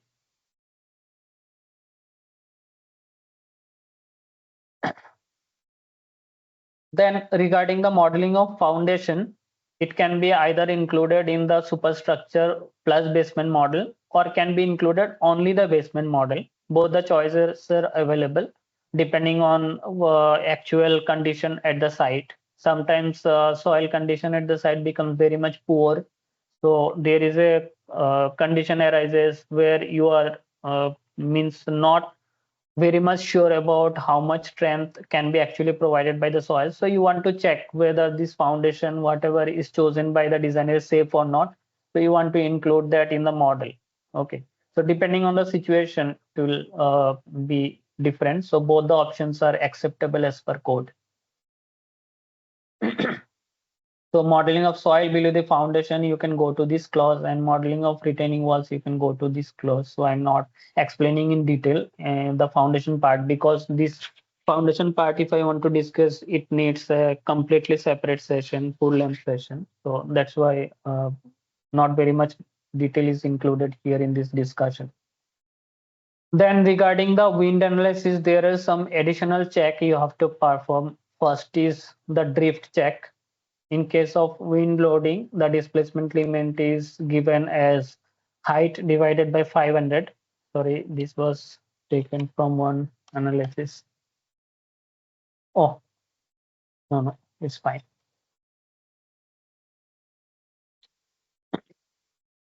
So the total height of the building divided by 500, this is the limit on the displacement, and the total height divided by 400, this is the limit given on the drift. So in case of drift, since this is a ratio, so you can say 1 by 400, that is 0.0025. Okay. Then wind loading, as per IS code, you have 3 different scenarios. One is the force coefficient method for static analysis as per this clause. And you have gust factor, dynamic gust factor method as per this clause. All these clauses we'll discuss little later.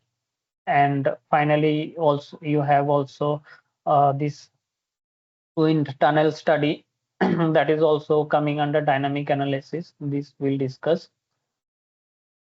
And when you are doing this, the minimum base shear, design base shear, shall be at least 70% of that derived based on IS 875. So this criteria you have to satisfy when you are using the data from the wind tunnel study. So if you are using the internal study for your structure, normally in case of tall buildings, it is recommended that you perform internal study and use the result obtained from the internal study. So if it is coming to be lower than 70% of what you already obtained from the code specified criteria, then you have to use that only. But in case the internal study is giving you higher value, that time you have to use the internal study. Then the torsional velocity is due to wind. The torsional velocity is below 0.003 radian per second for 10-year return period. So when you are performing a internal study, at least this much you have to consider in the study. Then lateral acceleration due to wind, at least for serviceability consideration under standard wind load with 10-year return period, maximum structural peak acceleration is 0.18 meter per second square. So you can check this after this one analysis, and this should not exceed these values. Okay, so these are some additional checks in case of wind analysis. And now let's get back to the presentation. Okay, so I have discussed this, then this provision. Now let us come to step-by-step procedure, what you have to do for modeling of any structure, irrespective of whether it is tall building or not. The beam members, when you want to model, you have to use frame elements. Now let us open a practice model. So these are the beams you can see. This I'm explaining because I am assuming that some first-time users are also here coming to learn. That's why who are experienced, please bear with me. So these are beam elements. and you define this, and these are the modifiers as per IS 1893 for beams. Okay, so I'm not very much discussing the basic design part here. So this you can refer any tutorials, because basic design, there will be nothing special to discuss here. Sorry. Then column elements also you can use frame elements, and shear walls either you can use frame or shell elements as I have discussed earlier. Then floor slab can be modeled using membrane, shell, or rigid diaphragm, depending on the situation. If you have the flexible scenario there, you have to definitely go for shell element. But if the flexibility clauses is coming to be within the limit provided, then you can either go for membrane or rigid diaphragm option. Okay. Then when the shell elements are used, you have to use appropriate meshing. It should not be used without meshing, because I'll show one example where you can see how the meshing can affect your result. Okay, so the recommended mesh size is 4/8 element. At least this much should be used. Then these things you can skip for now. To avoid the mesh sensitivity and the analysis runtime and convergence issues, shear wall can be modeled using frame element. So as I said, if you're using a large number of meshing in a tall building, so it can impact your analysis runtime and also the possibility of not converging at all. Okay, so to avoid that scenario, you can use the same frame element what you are using for column modeling. Okay, so the same modeling is going to be for shell element as well, just the dimension will be different. It means what I mean to say, suppose I want to model this shell element using frame. So let's say this is 9-meter length. So I want to create a frame element for that.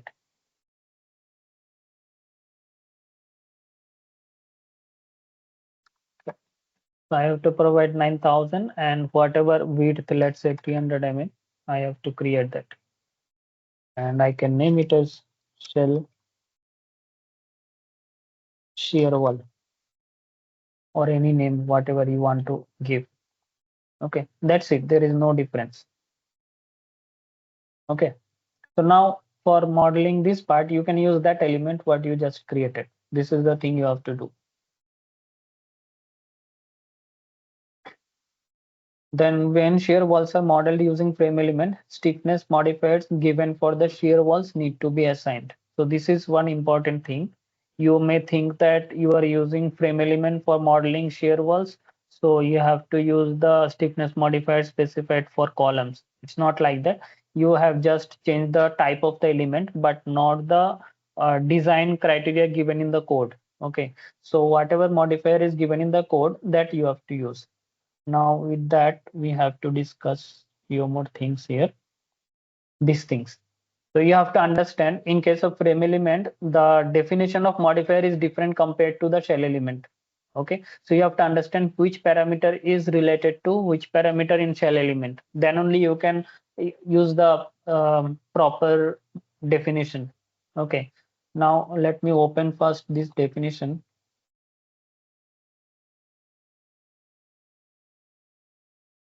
Sorry, not this.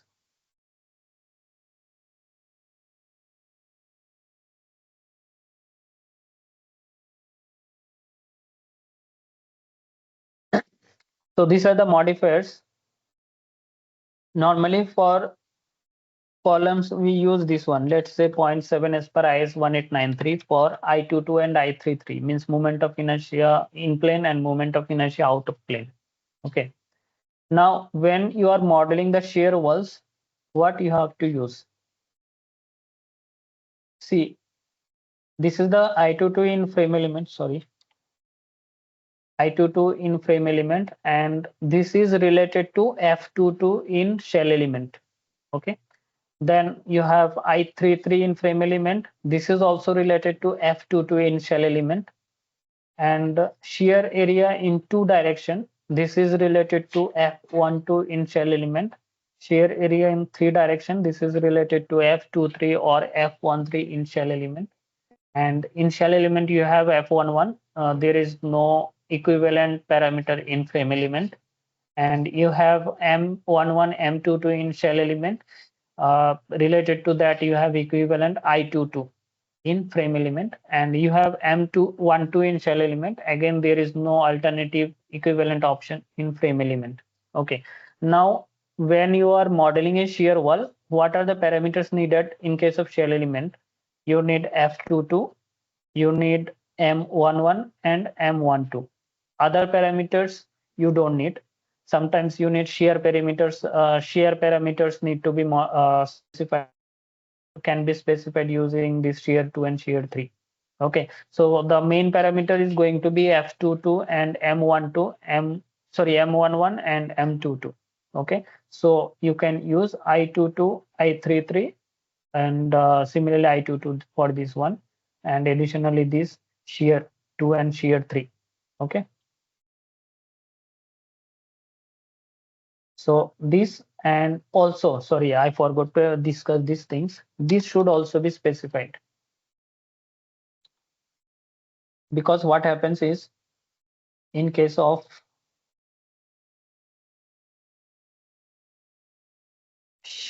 shear walls, you have axial stiffness modifiers also.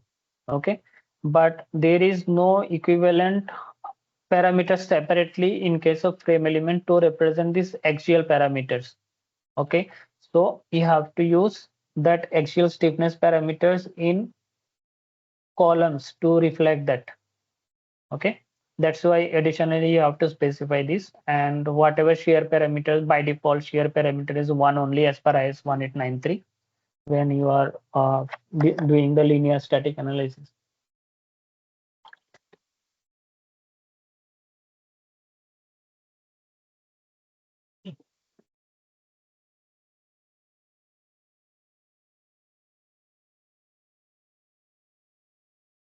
So this way you can model shear wall using frame element.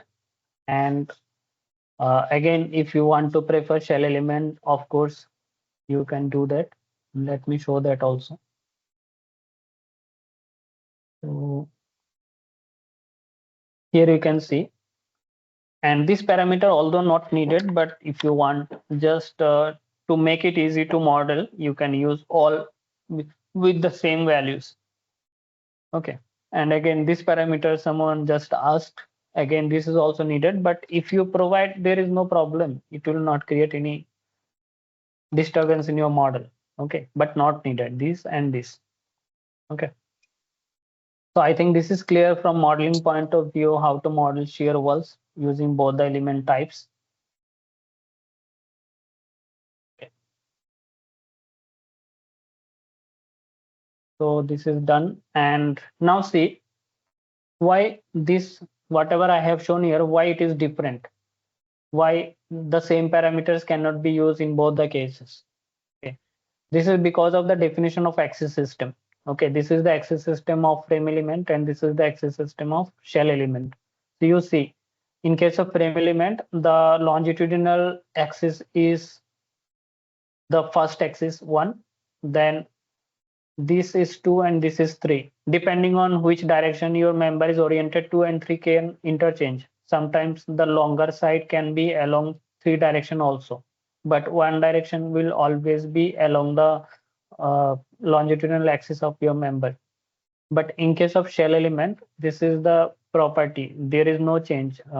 As we can see in this case, the 2 and 3 direction can change, but in case of shell element, it is not possible. It is defined, whatever is defined, that is always applicable. Okay, so this is your first axis, this is your second axis, and this is your third axis. So because of this difference, the parameters also change.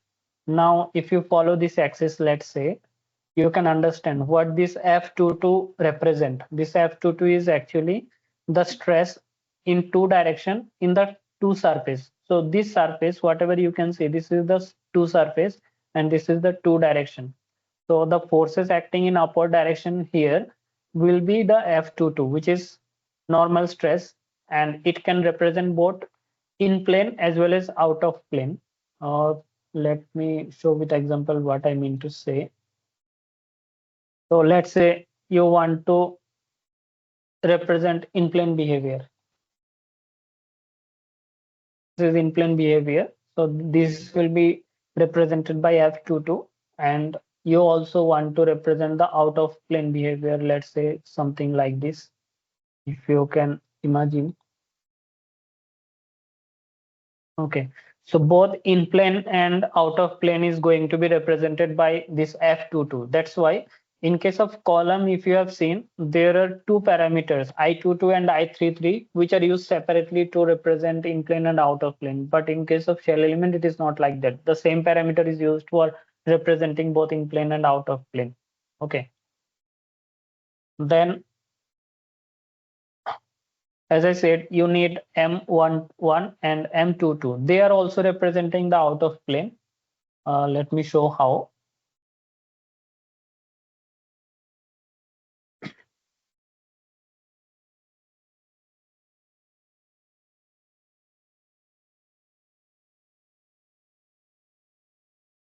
This is your M11.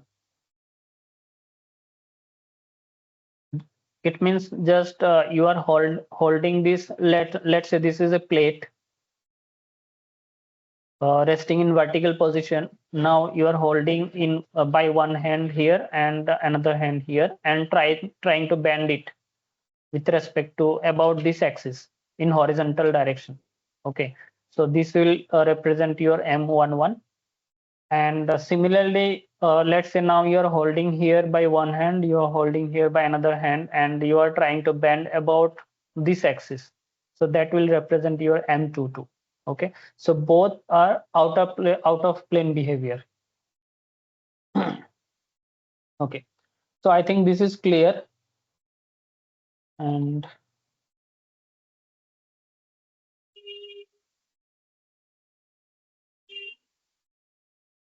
okay, so when you are trying to create your analysis model in ETAB, definition of materials, this you know how to do. Then modeling of crack section properties, I have just shown for beams, for columns, for shear walls. Then definition of dummy beams for load transfer in shell elements. This let me show you by one example. See, what I mean is, before creating that, now let's consider this slab panel, this one. So what happens? By default, I am not using any meshing for this shell element. Now this slab is actually connected to this node and this node. So in between this and this node, there is no connection between this slab and this shear wall. Okay, so the load from this slab is going to be transferred to this point and this point, no other intermediate points. Okay, which is actually not real. In real, what happens? This slab is connected to this portion of the shear wall throughout the length. So whatever forces is coming from this slab to the shear wall will be distributed uniformly along this length. Okay, so to interpret or to include that scenario in the modeling, you create a dummy beam here. So that dummy beam can be created in two different ways. One is to create a normal beam section. Just name it as dummy. Then give some lower dimension, cross-sectional dimension, let's say 10 mm by 10 mm, or let's say 100 mm by 10 mm, and give very negligible weight. Otherwise, it will increase your seismic weight, which is not actually present in the structure. This is just a virtual member, which is not actually present in real. Okay, so you should not include the weight because of this. And the material also you have to create for this dummy.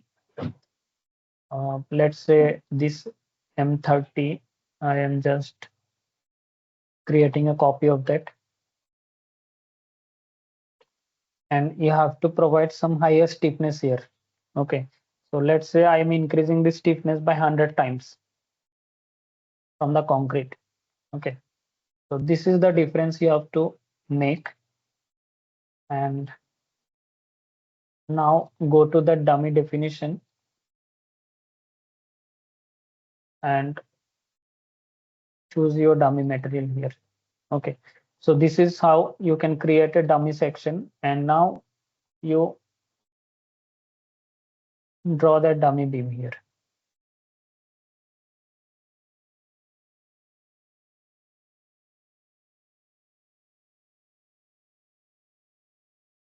So now what happens when you are creating meshing? Suppose I have decided to mesh this element into 5 number of elements. Okay, so the forces from this slab will transfer to the beam. Then from that beam, the forces will be distributed through 5 different points instead of 2 points in case you have not created any dummy beam here. So this is the purpose of creating that dummy beam. Okay, so this is one way to create that dummy beam. Another way is to create a rigid link. You can create a rigid link. This is by default a rigid link which is linear. You can use that rigid link and draw a rigid link between this point and this point. Okay, sorry, rigid link will not work here. That is for another purpose. I'll discuss later. Okay, so this you have to do by dummy beam only. Then the meshing of shell elements. Let me show this also. See, meshing should be done for shear walls and also for slab when you are modeling slab using shell element. But if you are modeling slab using membrane, you do not have to do any meshing. Okay, and I guess by now you understand when to use shell element for floor slab, when to use membrane. Okay, so let me show meshing for one of the shear walls.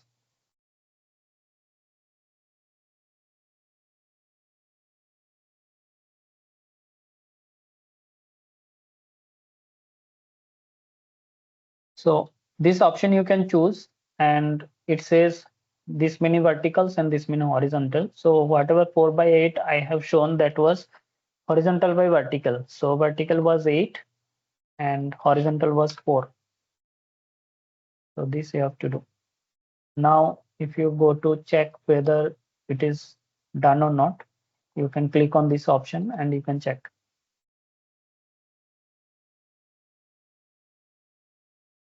Oh, it is going to take little time.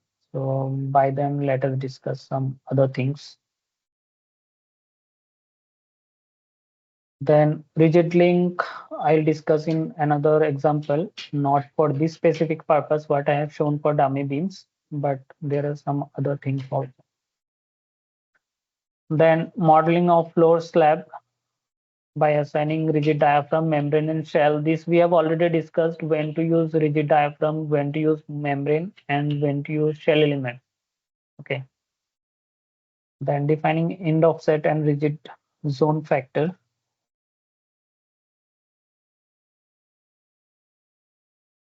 So this, let me show you this model. That model is still loading.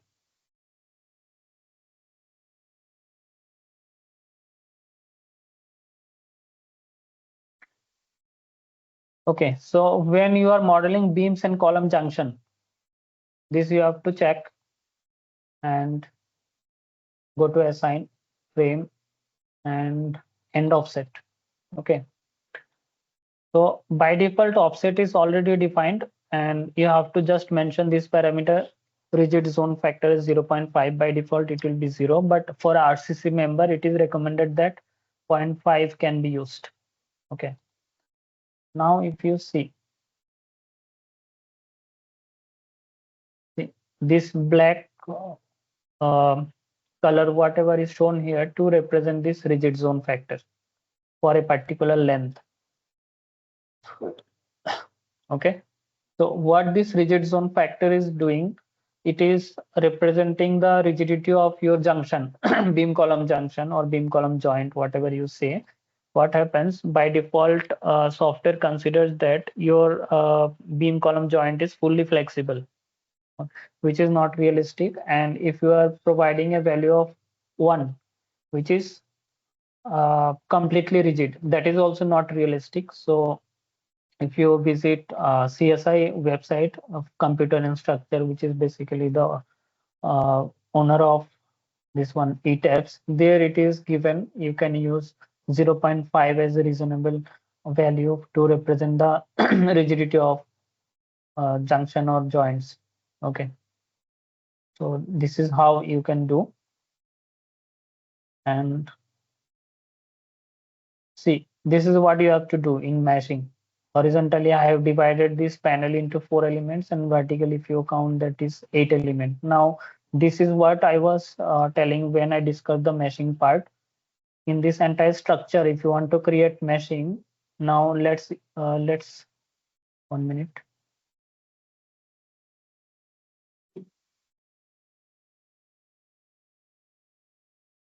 So this is the size of the structure, and you can imagine if you want to create 4x8 meshing for this whole structure and run the analysis, how much difference it will create in the analysis runtime.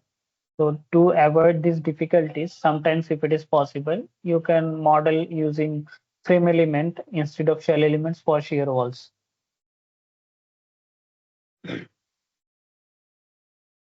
Then you create the load pattern, load cases, and load combinations. Just steps I am showing. These things I don't think needed for any discussion.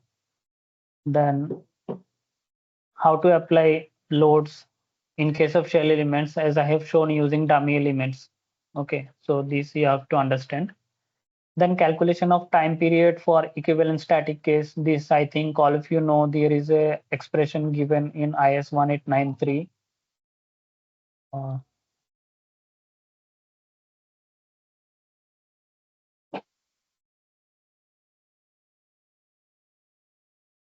So these are the expression used for time period calculation. If you have only moment resisting frame system, depending on what kind of structure you have, like RC moment resisting frame, you have to use this. Then RC steel composite structure, you have to use this, or only steel moment resisting system, you have to use this. So only in case of moment resisting frame system. But if you have shear wall system, you have to use this expression, and whatever time period you get from this should be more than this. Okay, and this is the expression. Basically, it calculates the area of individual shear walls. AWI is the cross-sectional area of individual shear walls, and add together with this ratio. Okay, using this expression, then substitute here, and whatever time period you get, compare with this. Now in this expression, h is the total height of the building, and d is the planned dimension in the direction considered. You have x direction, you have y direction, so respectively d will change. Okay, so these are the expressions for different kind of structure used as per this code. Then after calculation of that time period, when you are creating equivalent static load case, this is the equivalent static load case. If you don't know how to create, just give any name. I have given EQX for X direction. Then from this drop down, you select seismic, and from this drop down, you select the code what you want to select. Okay. After that, just click on this add new load case. So it will create a load case like this. After creating the load case, you go to this. Then here you check the eccentricity. Okay, eccentricity also I have discussed why it is important. I have seen many designers, they do not check this eccentricity. I don't know why. Maybe again to save on economy, but it is not actually recommended. It is necessary to select the eccentricity, and not only eccentricity, you have to use the eccentricity plus accidental eccentricity also, because you have seen there are two kind of eccentricity. One is the dynamic part, another one is the accidental part. Okay, So this is for X direction. Similarly, you can create the load case for Y direction also. And here you choose your zone factor as per Indian means IS 1893, depending on whether you are in zone 3, zone 4, or zone 5, or zone 2, like that. And soil type and importance factor. So there is a clause given in the code also. If you are designing a building for residential purpose and having the occupants numbers more than 200, means 200 more than 200 people are going to stay in that building, then you have to use the importance factor is 1.2.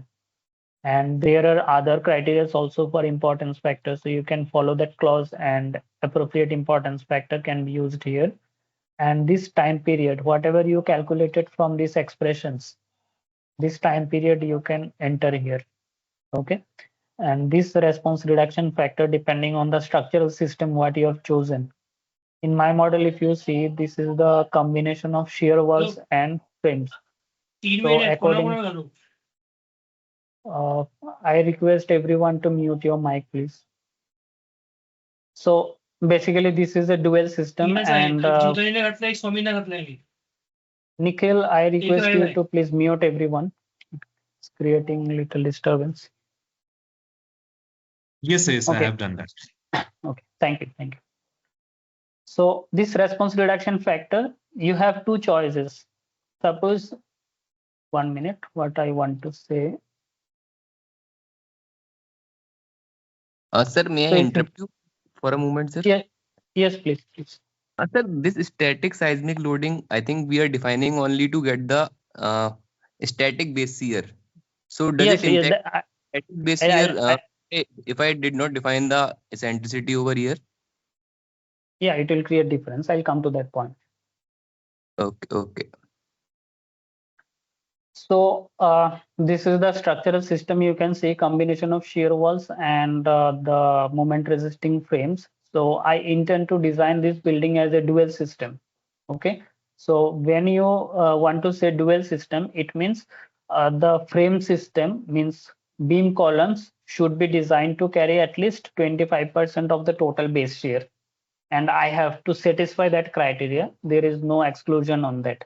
Okay. So if you are intending to do that, then you are allowed to use the response reduction factor of 5.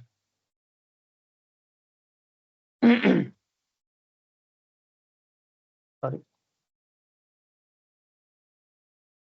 So this, with that intention, you can use a response reduction factor of 5. But as I said earlier, it is very much difficult to satisfy this moment resisting frame for this 25% of base shear. Okay, additionally, depending on the structural configuration, again, not all case, but in many cases it happens. So in that case, you have an advantage which you can leverage here. What that says is you ignore that 25% base shear condition and consider full uh, base shear design only for the shear wall system using response reduction factor of 4 instead of 5. That is not given in any code, but it is logical, so you can use that. Okay, so you just make it 4, means you are designing for higher earthquake now compared to earlier. So in that case, you don't have to satisfy the 25% base shear clause for the moment resisting frames. Okay, I hope it is clear.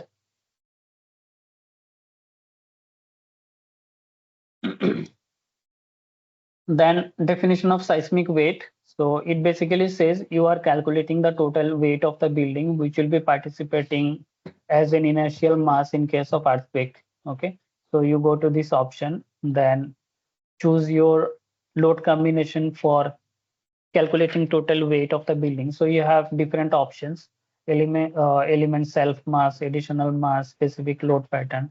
So I always prefer going for this option.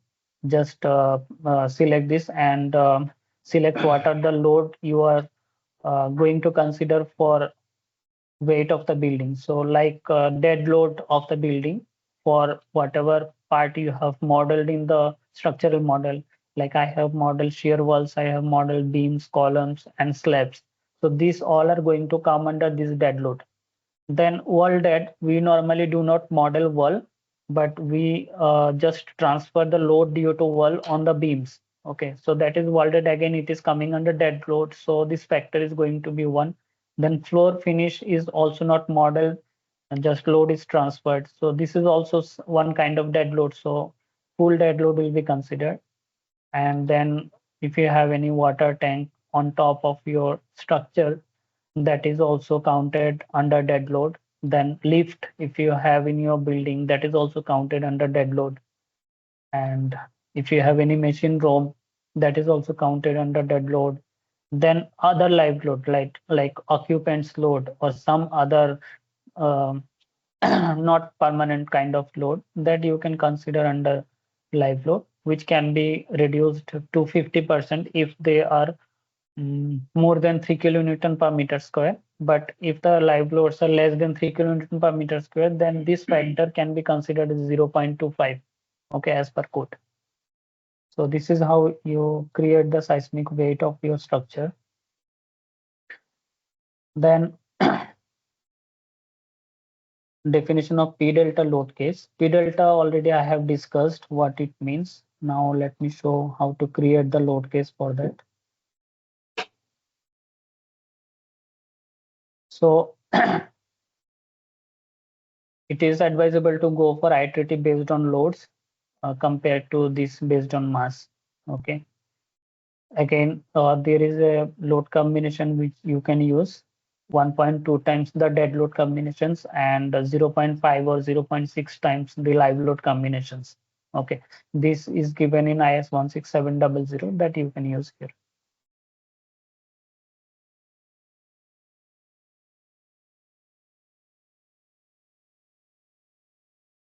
Okay, so now, so after doing all these things, let's say you have analyzed your structure and additionally you have to create some response spectrum load case also. I think I have presentation slides included for all this, then we'll discuss.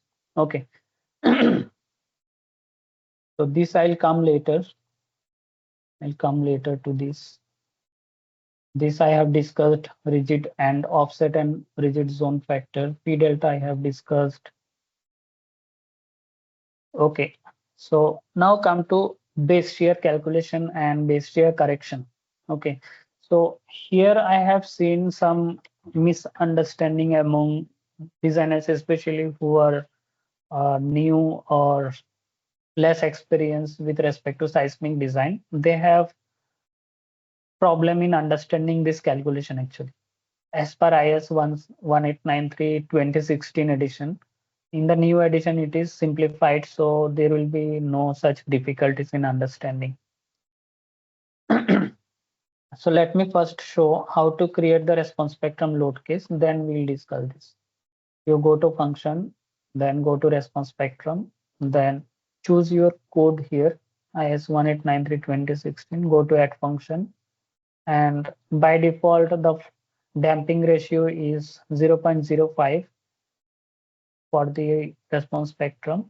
And here you select zone, then importance factor as per your structural type and soil condition and the response reduction factor. Okay, as I said, here you can use either 4 or 5 depending on what your objective. Okay, for the dual system, if you are choosing a only shear wall system, then definitely you have to go for 4. So by defining all these things, your response spectrum is created here. Then click OK. Already I have it is created. Then you can just see it. Okay.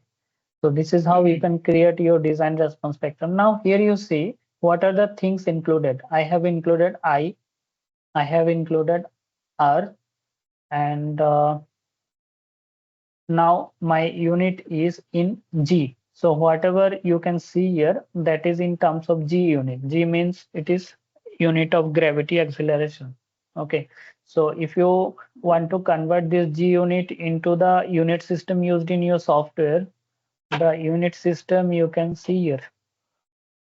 By default, it will be in metric system. I have created this model at the beginning. I've chosen metric system. Now if you want to see the unit system for different parameters,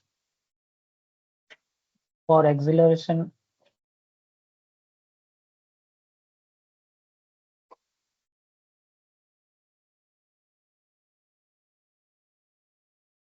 okay, so acceleration here you see it is mm per second square. Okay, so what it means is the response spectrum function what I created, I have to convert this into mm per second square, from this unit to mm per second square. So there is no space here where I can define this. So what I have to do, that factor I have to use in scale factor.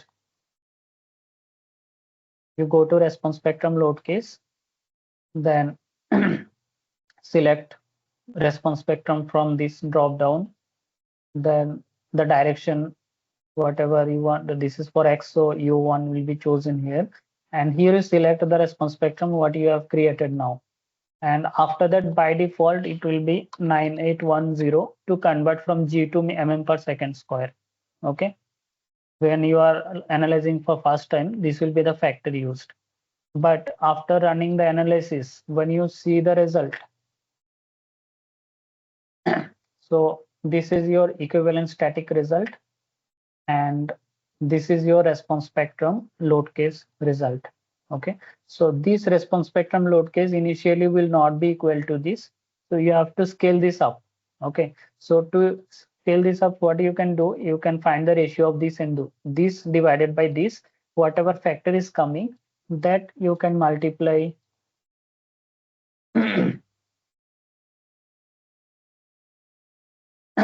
here. Okay, so 9810 whatever was there earlier, multiply that with the new factor obtained. Okay, then run the analysis again. Okay, this is what you do usually. Now see, when you calculate the design base shear, theoretically whatever you are getting from this calculation will not match with whatever you are getting here.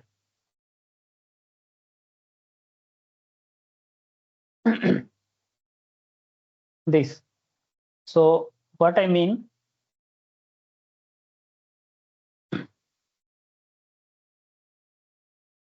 this value whatever you got here, multiply it by 1.5, then it will become equal to whatever you get from this calculation, which means this 1.5.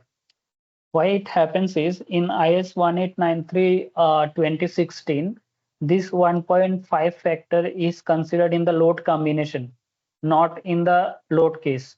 Okay, so that's why actually this is not logical to use this factor in the load combination. This is not a load factor actually, this is the seismic hazard level. So seismic hazard level is very much different in fundamental point of view from the load factor what we use in code. Okay, so it is not at all logical to use this factor in the load combination.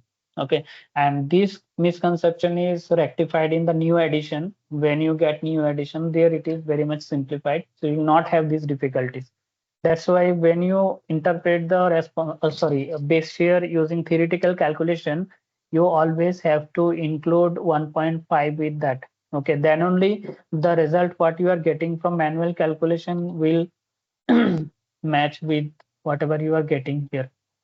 Sorry, I was saying opposite. So this factor should be multiplied with 1.5. This base shear should be multiplied with 1.5 to match with this theoretical calculation. Okay, so this you have to understand.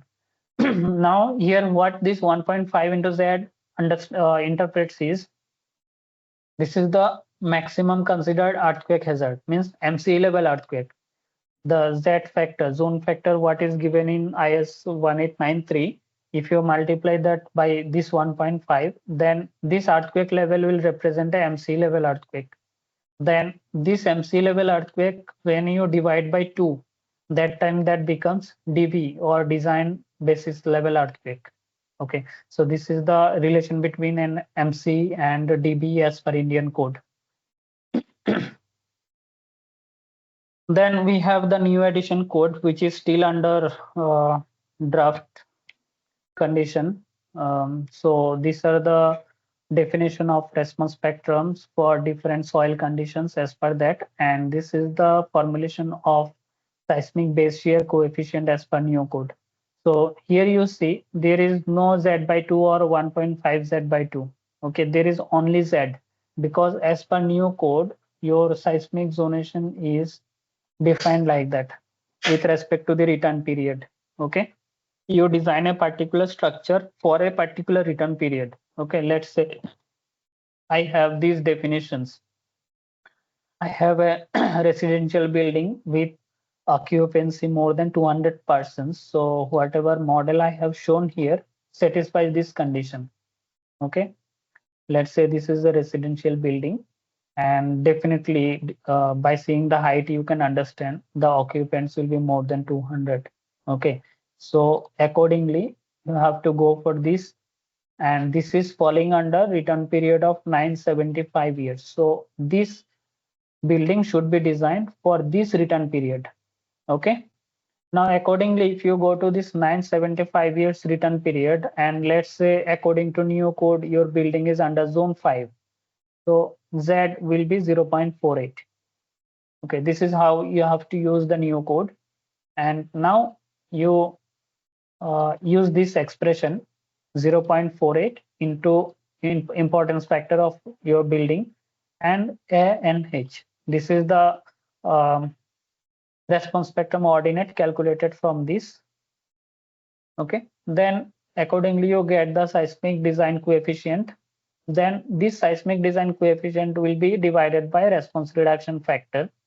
So basically you can include this R here also, Z by R or I by R, whatever you way. Okay, so this will become your total design seismic base shear coefficient, and this base shear coefficient you multiply with the seismic weight into W, then you get the base shear.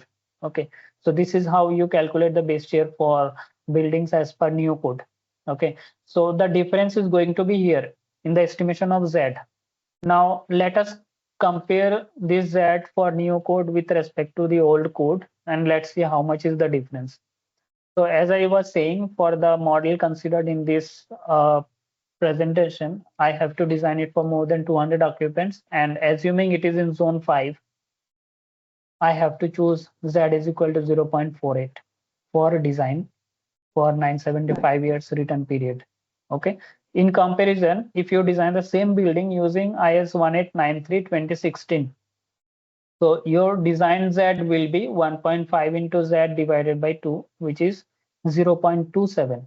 Okay, now this 0.27 you can compare with 0.48 and see how much higher zone factor you are assuming for your design now as per new code.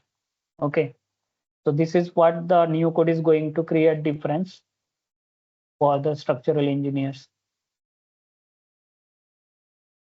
Okay, so this response spectrum load case I have already discussed, and scale factor also I have discussed, base shear correction also I have discussed. Then, okay, time history analysis. So sometimes you have to also use the time history analysis, especially when you are modeling for zone 3 or higher as per IS 1893, and you have to follow this clause 7.7 for that. Then time history is compatible to the target spectra should be used. Okay, it means whatever response spectra, this response spectra is called the target spectra. So whatever time histories or ground motion or earthquake ground motion, whatever you're using, should be compatible to this response spectrum. Okay, response spectrum actually depends on the site condition, your soil conditions. Similarly, time histories also depends on soil condition. So you have to select only those time histories which reflects soil condition at your site. Okay, this is what it means, the time history compatible to the target response spectra. The target response spectra can be code-defined spectra or something that is obtained performing probabilistic seismic hazard assessment, which we are going to learn in the next session. Then, as per American standard, there is requirement of minimum 11 ground motion time histories to be used. Then, for matching of time histories obtained, to the target spectra, you have to use this period range. For example, you have a fundamental period of 2 point something second, whatever I have obtained from my calculation. This one. So this is your T. Then you calculate a range from 0.2 times into T to 2 times T. Okay. So you have to match the selected time history within that range of period to that target spectrum. Okay. So how to match that, this will discuss little later. Then for matching, when you are going for matching, you have to use spectral matching in time domain. Okay. There is another option in frequency domain also, but that is not recommended. Okay. Then 5% damping for linear time history analysis suggested by IS 16700. When you are analyzing for time history load case, you have to use 5% damping as per the code. Okay. Then see how to select this time history, then either using the code defined target spectra or probabilistic hazard based target spectra. All these things we'll discuss in the next session. That's why I have not included the selection of time history in today's discussion. Okay, so if you want to learn that, so you can attend that session. There we'll discuss in details that. So in this stage, let us assume I have a time history selected. Okay, and I have to create the time history load case. So for analysis of your building, you have 3 options available. Let me go to the model. Load case. Then you have to go to add new load case. Then give some name. Let's say time history in X direction. Okay. Then you have to go for time history. And here you see you have option linear model, linear direct integration. So 2 options for linear analysis and 2 options for non-linear analysis. Okay. Now in linear analysis, you can either go for model or direct time integration. The preferable is direct integration if it is feasible to you, because linear direct integration will take little more time compared to model analysis. So, but it is preferable if you can. Okay. So here you have to select acceleration, then u1 direction respective to x direction. If you are going for y direction, then you have to choose u2 here. And here you have to select the time history. Okay, after matching. So that matching part, let me discuss first. Time history. So I have one selected time history. Let me quickly show how to select this. You go to from file, then add new function, and here you browse your time histories. So selection of this time history, as I said, I'll show in the next session. Okay, you select any time history, then after that you have to use this. Okay, let me open one file so that you can understand better. See, this is the time history, how it looks. The first 4 lines are information about this time history. This you can avoid. Okay. Then in each line, each row, there are 5 columns. Okay, so this information should be provided if you are selecting this time history. So header lines to skip. There was 4 lines at the top which need to be skipped. The number of points per line, there was 5 points. And one more thing, if you have seen, time step here is 0.005 and total number of point is 7945. Okay, so remember these 2 parameters. So here you have to give 0.005, then okay. So I have created this time histories. Now before using this time history, I have to match this to my target response spectra.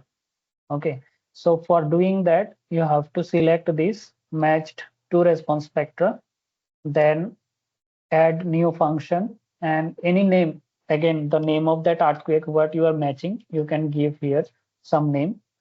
Then target response spectra. At the moment I have the code design target response spectra, then reference acceleration, whatever I have selected now, then both the response spectrum and time histories are in G unit. Okay, so this you have to be careful. Okay, if you are defining your response spectrum in meter per second square, let's say, so you have to choose appropriate unit here. So now both the definitions are in G unit, so no problem. Then here you can define the period range also, for what period range you want to match your target spectra. As I was saying, 0.2t to 2t, that you can define here. But by default, if you do not select this one, software will match this for entire range of the period. So that is also acceptable, no problem. Okay. So then you click on this option, match. One more thing, this spectral matching in time domain, this you have to choose. Then match time history, and accordingly your time histories will be matched to the target spectra.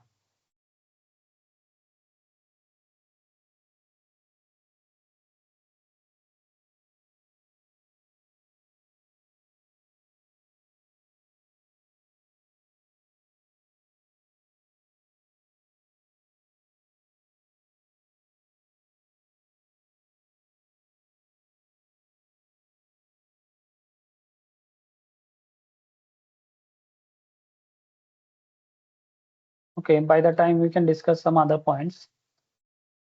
So each direction can be analyzed separately or can be done in a single load case. It means either you can create X direction load case separately and Y direction load case separately, or both in a single load case. Okay, so both way you can do. The direction of load application will be specified in the load case definition. As you see here, direction is specified. Then scale factor for conversion of G to the unit system of the software, you use that scale factor here. Then number of output time steps size, this I'll discuss now. Okay, now it is matched. Okay, so you can just convert this to user defined if you want. And this is created. I didn't give any proper naming here. Already I have some created matched time histories. So after doing that, now you can go to your load case, then select your time history load case and select your appropriate time history which was matched. Okay, now here see, you have to enter your output times, output number of output time steps. This can be either equal to the time step given in the time history file, which was 7945, or something different. Okay, similarly, the output time steps, this can be equal to what is given in the time history file or something different. Now the criteria here is, if you multiply these two, it should be equal to the total duration of your time history. For example, my time history is of 30 seconds. So I have to decide these parameters such that if I multiply these two, I should get 30 seconds. Okay. And another criteria is these should not be more than 0.01 second. Okay. If your time history time step is 0.01 second or less than that, you can use that. Otherwise, let's say time history time step is 0.02. So in that case, what I have to do, I have to use 0.01 or less than that. Let's say I decided to use 0.01. So this time step should be multiplied by 2. So I have reduced the time step by half. So I have to increase the total number of time steps by 2. Then only multiplication will become the total duration of your time history load case. Okay, so this should be taken care when you are deciding your load case. Okay, then damping, you have to decide whether you are going for relay damping or modal damping. In both way you can do. This I will not discuss in details, but modal damping, if you are going to use constant value as per code, 0.05 is recommended, so you can use that one. Okay, so this is how you can create your time history load case. And Okay, fine. So this is what you have to do in case of time history analysis, and both linear and nonlinear analysis can be done depending on what you want to do actually. If you want to just design your building as per Codal provisions, and then you have to perform linear time history analysis. Nonlinear is not needed. Okay. Then let us say what are the things we have to know if you want to design the wind load analysis. Okay. So analysis for wind loads you have to do for serviceability load case as well as for ultimate limit state assessment. Okay. So the serviceability assessment is done to check the user experience, means that is the comfort criteria. The accelerations and deformation should be within the limit specified as I have shown in the worksheet at the beginning. Then ultimate limit state, it will govern your design. So both the checks should be done. So to define the load case, you have three options. One is force coefficient method, then you have dynamic gust factor method, and you have wind tunnel test data. Okay. So force coefficient method is basically used for low-rise buildings, and also when your height by base dimension ratio is less than 5, and also when your period of the structure is less than 1 second. So if all these criteria means if any of these criteria are satisfied, sorry, if all these criteria are satisfied, then you have to go for this. Suppose any one of these criteria are not satisfied, then you have to choose either of these next two options. Okay. So as you can see, the gust factor method, if above condition, any of the above conditions are not satisfied, then you have to use this. Similarly, you can use internal test data also if these conditions are not satisfied. Especially for tall buildings, internal test data is required. You have to perform internal study and use the parameters obtained from the study. So now let's see how to create the load case using each of these options. So first, using the force coefficient method, only the static median wind speed is considered. So as you know, the gust phenomenon, which is the fluctuation in the wind speed, that fluctuation part is not considered in the design. Only the static part is considered. So that's why it is called static method. And if you visit this clause in IS 875 part 3, then this is the expression given for calculating the forces due to wind load. So this is force coefficient multiplied by the surface area of your structure facing the wind, then design wind pressure. Okay, and the clauses are mentioned here to calculate each of these parameters. Okay, and to calculate this force coefficient, there is one figure given for rectangular shape and some other tables given for other shapes. Okay, so if you have a rectangular shape like whatever I have shown in my model, so you can use that table in the code. So based on your A by B ratio, what is A and B? Plane dimension. Okay, so if your wind is flowing in this direction, so the perpendicular dimension will be your B and the along direction will be your A. So you find out your A by B ratio, and depending on your A by B ratio and also depending on your H by B, H is your height and B you get from here, you choose a respective curve and calculate your CF. Okay, then substitute here. Now here you see there are two boxes given for CF. One is windward coefficient, one is leeward coefficient, but here you have only one. So you split it into two parts so that their summation becomes equal to this. Okay, and here you assign your wind speed, basic wind speed, then terrain category, then importance factor, risk coefficients. Okay, so if you go to model, here you can find all this. Go to load patterns, then select give any name, then select wind here. Okay, and here you select your code. 2015, I have to choose this one. So if you do this, then add new code, sorry, add new load, then some load cases will be created like this. So once it is created, then go to this option and here you find all this. Okay, So here again, you have two options: exposure from extent of diaphragm. By default, this will be selected. But if you want to create facade on the exterior side, like using shell elements, these are just virtual elements, not will be part of the structural model. Okay, so that option is also available, but this is easy. This option is easy. You can choose that and create the load case. After that, go to this model, then select all the joints at flow diaphragm levels and apply your load case. Okay, so this is how you do that. Then you have the next definition of load case using gust factor method. So here the maximum variation in the wind speed from the median value. For example, the static the wind speed is given. With that, you expect some fluctuation also during the wind flow. Okay, so that fluctuation is counted here, and how much of that fluctuation is calculated using this G factor. The G is called gust factor. Okay, and this is the expression used.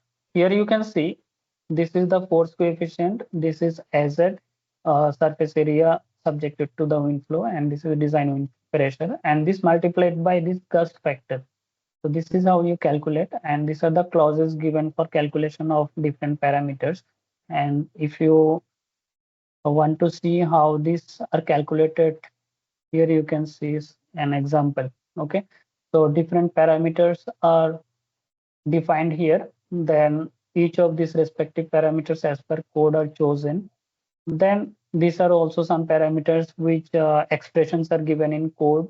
So you can follow appropriate expressions and calculate. And finally, the story forces are calculated. Okay. So these story levels are defined here and forces are calculated here. Okay. Now these story forces, you can go to your model, then load pattern and create another load case. Let's say wind load dynamic gust factor method. Okay, then you select user load. Where is that user load? I think here I have to choose wind. Then here I have to choose user.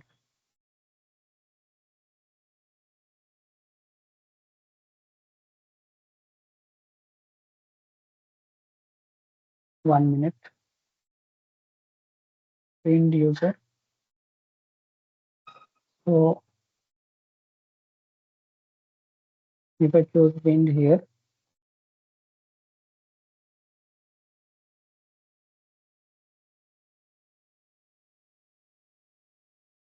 okay, here I'm getting that. So if you do that, then you some load case will be created. Then gust factor method load case user load, then go to this modify other options, and here you see for what direction you want to create the load case. Accordingly you have to enter the values. Now these values whatever is created here, it was for X direction, so I'll copy this, then I'll enter here in this column. Okay, so that's it you have to do.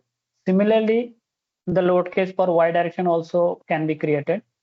So this is how you define the load story wind forces in dynamic gust factor method.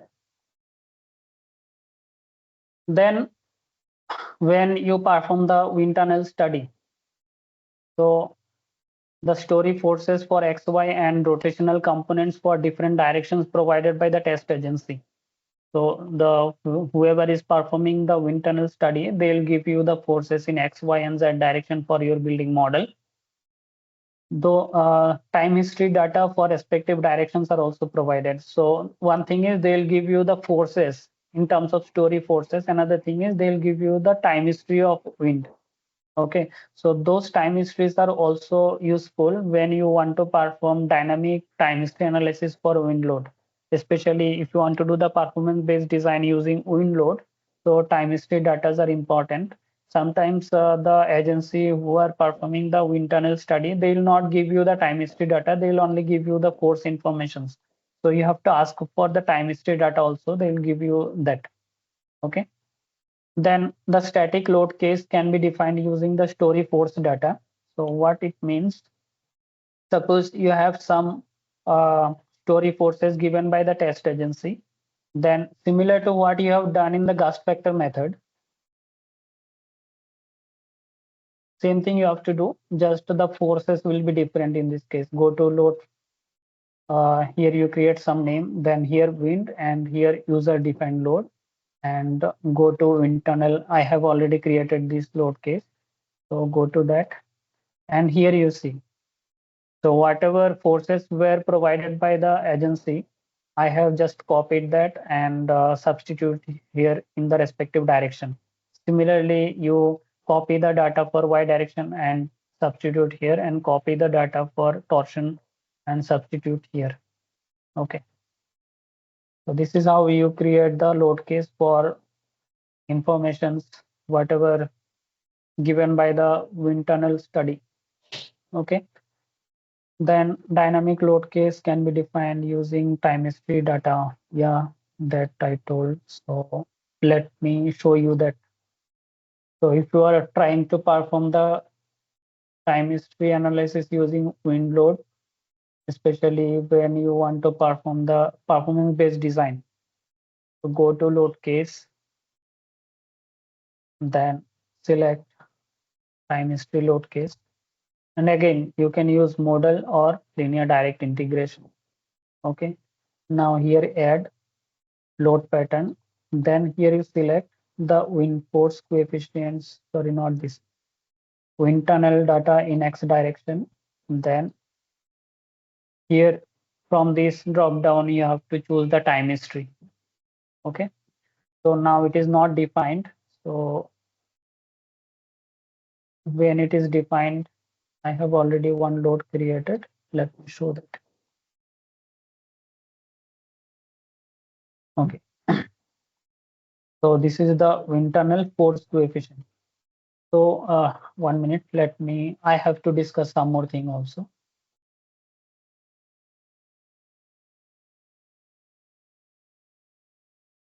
See, wind tunnel test in X direction, this is given in terms of forces. So this cannot be used for time history analysis. In case of time history analysis, the coefficients will be different. Now these coefficients will not be directly in terms of force. They will be force per rotation, some other dimensions. Okay. So that force coefficients you have to enter here, which is given for time history analysis. Again for X direction, then similarly for Y directions, and similarly for Z directions. Okay. So these things now you have to choose in the load case definitions. This is your time history wind load case, and these are the coefficients for X, Y, and Z directions and corresponding time history. So you get the time history from the agency, then define a case similar to how we have defined earthquake time history. Okay, but in that case there is no scaling required because this is not earthquake load. Okay. Similarly for Y direction time history and Z direction time history, and the factor will be this. Okay. And here accordingly you choose your output number of time steps and size of your time step and modal damping ratio 0.02 recommended for wind load analysis. Okay. So this is how you create load case. And if you see why the same coefficients, as I said, cannot be used for time history analysis and gust vector analysis. So this is the definition of forces in case of time history. So this is the story force in X direction at ith story for a particular angle. Okay. So this angle I'll discuss in a little while. This is the coefficient given by the agency, and this is the time history given by the agency. Okay. So if you multiply these two, then only you'll get the forces. But when you are performing in terms of force, not in terms of time history, that time the agency will give you the forces directly. So this force directly you can input there. Similarly for Y direction and for torsion. Now see, the wind tunnel studies performed in 360 degree. So they'll take 10-degree interval in general. So let's say 0 degree, then 10 degree, then 20 degree, then 30 degree, like that. So total 360-degree angle will be covered, because we do not know from which direction wind is blowing in real. So all the possibilities will be checked, and accordingly all the different load you have to consider in your analysis, and whichever is critical, that you have to consider in your model. So what you have to do, whatever load I have created now, this load case. So this is, let's say, for 0 degree angle. That's why I've written 0 here. Similarly, we'll have same load case for 10 degree, then 30 degree, then 40 degree, like that up to 360 degrees. So if you are using 10 degrees in your wind tunnel study, so total 36 load cases like this will be there. So you have to perform analysis for all the 36 load cases, and whichever is critical, that you have to consider in your design. So I think this is clear. Then, okay, this is the example how you define the load case. And lastly, the backstay analysis. I think I have discussed little regarding this backstay analysis also. Let me discuss once again. Okay.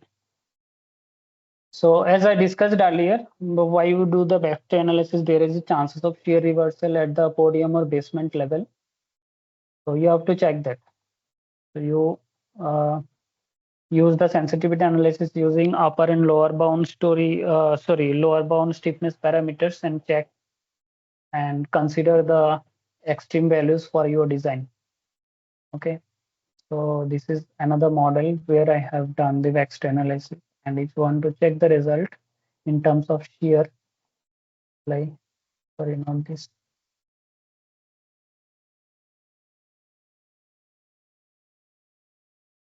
So you see, yes, shear reversal is available at this floor and at this floor, and again at the basement level at this floor.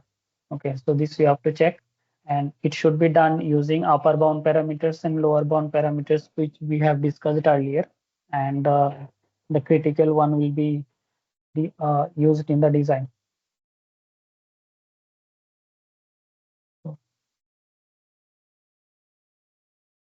this is what. And thank you. Actually, I have taken very much time compared to what I was allotted, and sorry for that. No, sir. Yes, actually, thanks to you, you have given so much time, and the session was very insightful. I open the floor for all the participants to ask your doubts. Some of the participants have posted their questions in the chat box, sir, if you can see that. Yeah, you can go one by one. I'll try to answer. Yes. We will take the questions one by one. The first question is from Tirtharaj. Which structural system is the best suited in regions under Zone 5? See, there is no specific definition to define a particular structural system which is suitable to a particular zone. That will depend on your zone as well as your type of the structure, and how much taller your structure is. So if you see this structure, this is 72-story, and this is the system I have used. And if you go to some intermediate stories, let's say at 65, see, this is the configuration. So if you see in the elevation or in 3D, see, this is like some horizontal band for connecting two core. I have two cores here. This is one core. This is another core. Hollow core actually. So if you use the core without connection between them, it can work for a particular height. Let's say around 30-story, I can manage using this. But since in this case, it is very much taller, so just using the core was not sufficient. So what I thought, why not connecting both the core together with some rigid element? Okay, so in that case, I'll have additional rigidity. as you have seen in this level.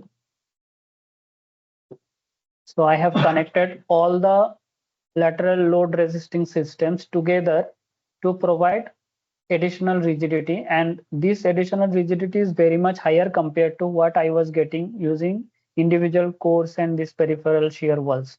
Okay, so it's completely the choice of designer, and it is an iterative process. You do not have any information what structural system is going to work for your region and for your structure unless you are a very much experienced designer. Let's say you have a 20 years design experience, so definitely you'll have a lot of experience on past structures.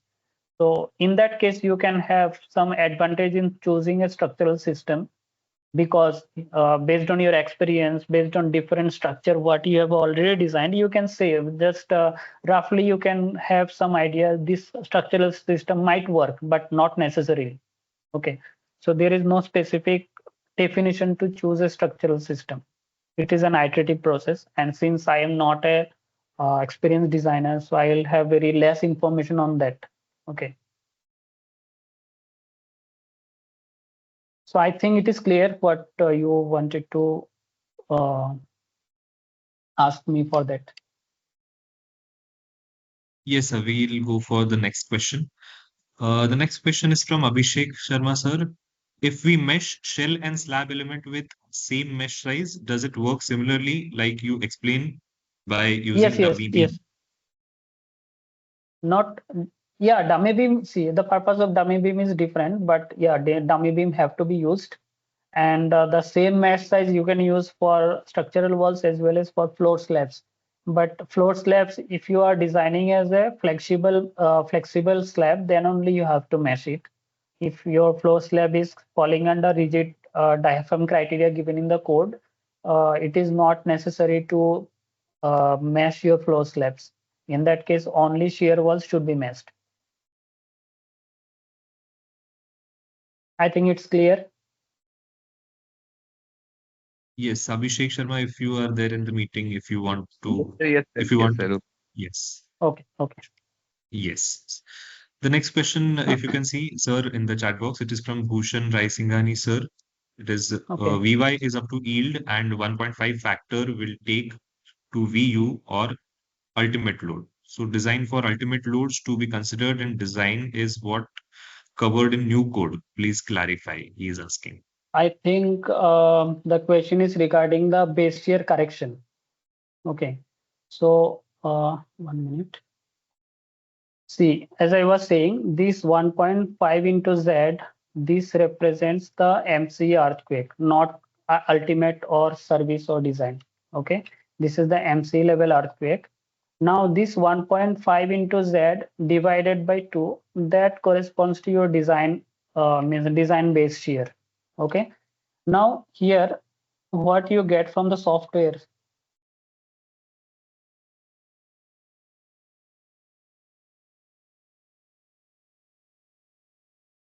This value is not including 1.5.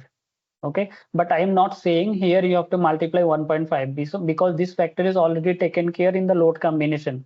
If you go to load combination, you have mentioned 1.5 into this.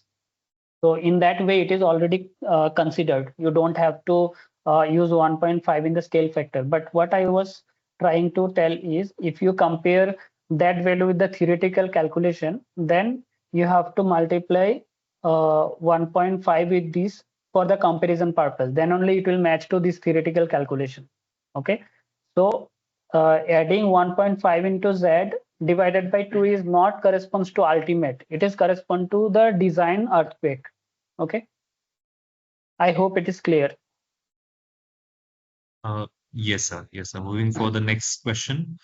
How do we ensure that a column is designed and constructed as lateral load or gravity load only? Reshma Prasad ma'am has asked this question. Okay, so what you have to do, there is, again, I have to mention this. Many designers, what they do, they think like that I can design any column as a gravity member, and they do not include the ductile detailing criteria in the design of those columns. Just intentionally, they think like that. That's why they're doing without following any specific codal provisions. But what happens? It is not that much straightforward. You have to analyze your structure, then check the member forces. For example, this structure is now analyzed. Then, sorry, not this one. This structure is now analyzed, and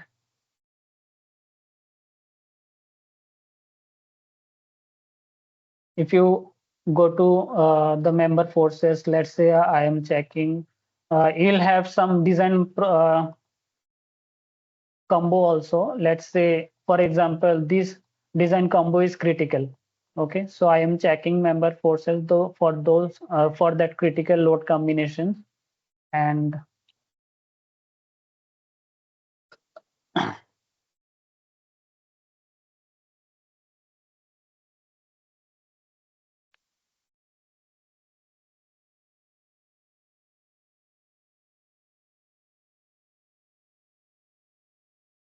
just give me 2 minutes. It's loading.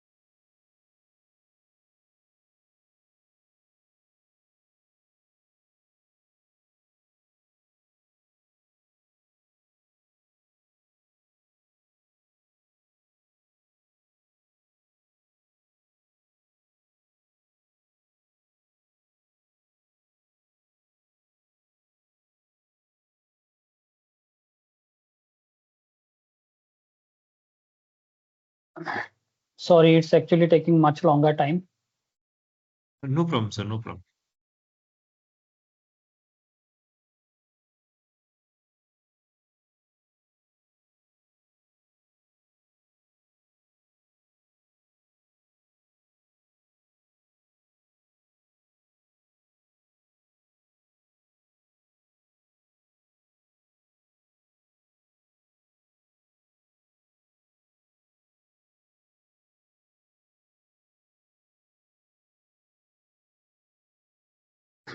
Okay, so now let's say you as a designer decided to design this member as a gravity column. Okay, so after analysis, you have to check the member forces for that column, and this is the column, if you can see this one. So what you have to do, go to the forces in this column and check. This is the moment you have to design for according to this critical combination, and these are the shear forces. Okay, so now you perform the design as per gravity design criteria given in IS 456, then get using the section dimension whatever is used for this column, then check whether your moment capacity is more than that or not. If suppose your moment capacity obtained from the gravity design is more than that, that means that that gravity column is satisfying even for these lateral forces. Okay, in that case, you don't have to use the ductile detailing or confinement criteria given in IS 13920. But if suppose your design, whatever performed using IS 456 is not satisfying this movement criteria, then you have to go for the ductile detailing and confinement as per IS 13920. So this is what you should supposed to do as a designer when you want to the objective is on economy. Actually, I understand, but this is the approach you have to follow. You have to check gravity design and the capacity against the forces coming to that member. Then only based on that comparison you can decide whether that member can be designed as a gravity member or it should be designed as a lateral load resisting member. Okay, but simply thinking that I can design this as a gravity member, that is not the correct way. I hope this is clear. Okay, sir. Taking the next question from Mohammad Tausif Ahmed, sir. Can we find pressure coefficient for tall building structure in ETABs? No, I don't know. So ETABs will not give you the pressure coefficients. It should be taken from the code. I don't know. There is something else if it is there. Okay, okay. So the second question of the same, sir, is how should we know whether our pushover analysis is correct or not? Again, it depends on some things will depend on experience, and most of the things will be depending on the fundamental what you are following. Okay, there is some fundamental things which you have to take care of when you are trying to perform pushover analysis. Let's say 90% will be fundamental and 10% will be judgmental. So as I am experienced in nonlinear analysis, so if you give me a pushover curve and the structure, if I see the structure and see the pushover curve, I can somehow tell whether it is correct or not, but not necessarily all the time correct. Okay, so you have to know the fundamentals for that. For that, I need a complete separate session. So here I'll not try to add any discussion on that. It will not be enough. I need a full session for that. Maybe if you arrange any other session on nonlinear analysis, definitely I can talk in details on that. Yes, sir. Yes, definitely. The next question is, sir, can you explain? The next question is from Arth Patel, sir. It is, sir, can you explain the use of rigid link instead of dummy beam? Okay. So sorry, I forgot to add that in discussion. Actually, I had one model for that.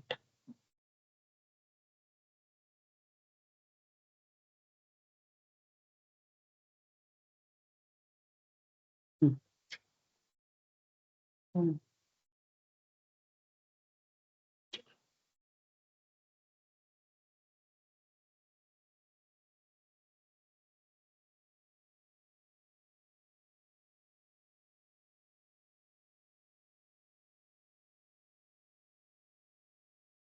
Okay, so these are the rigid links connected to this node, and this beam is connected to this rigid link. What happens when you are meshing? So your element size becomes very small. Now, before meshing, let's say I have default one element here, and this beam is connected to this whole element. So this element I can consider as a support for this beam. So this beam is connected to a big support, so it will act as a rigid support. But when I mesh this into small elements, so the support of this beam will be very small in size. It will not have a specific rigid support, means rigid connection property here at this junction after meshing. So to avoid that difficulties, I have created a rigid link here. Now this beam is connected to this rigid link. Okay, so in that way, after meshing also, this connection will act as a rigid connection.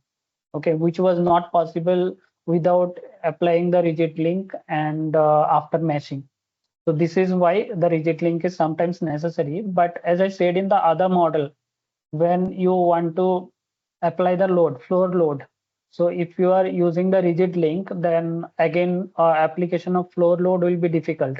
So in that case, you have to use the dummy beam as well as rigid link. So you have to create one dummy beam for transferring the floor loads. And in addition, at the same point, you have to create a rigid link between this point and this point. Okay. So this is the purpose of creating rigid link, to replicate a rigid connection at the junction of beam with the shear walls after meshing. But if you are not meshing, that time rigid link is not needed, but without meshing, analysis is not recommended. So I think this answer is clear. If you have any doubt, please let me know.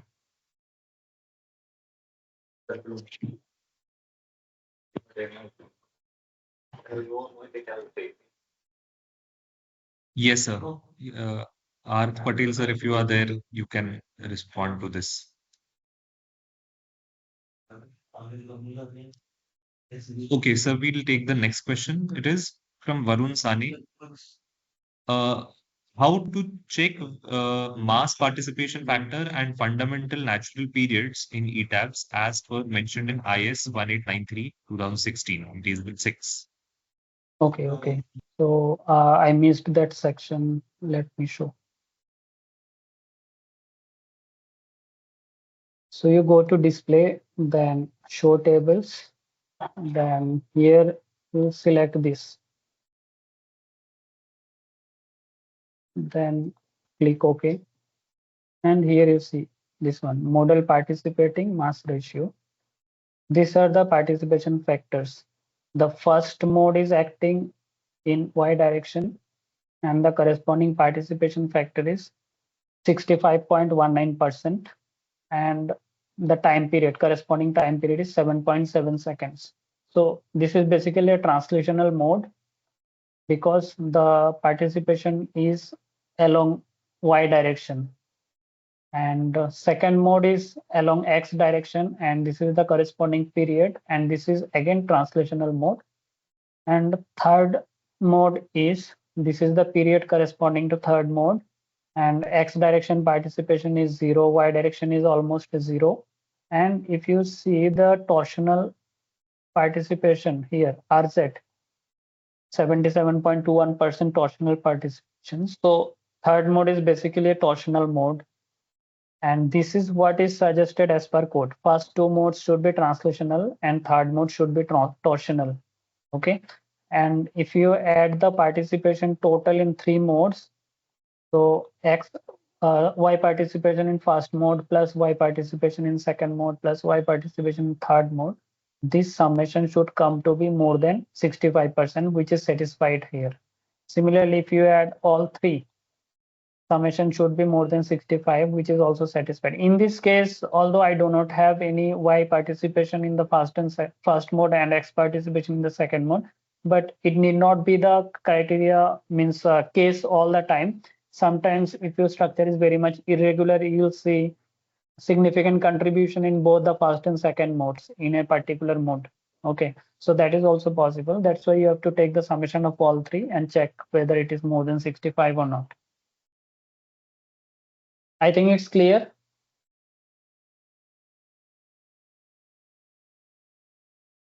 Yes, sir. Yes. The next and the last question, I guess, in the chat box that I will take, it is from Akshar Dhyani, sir.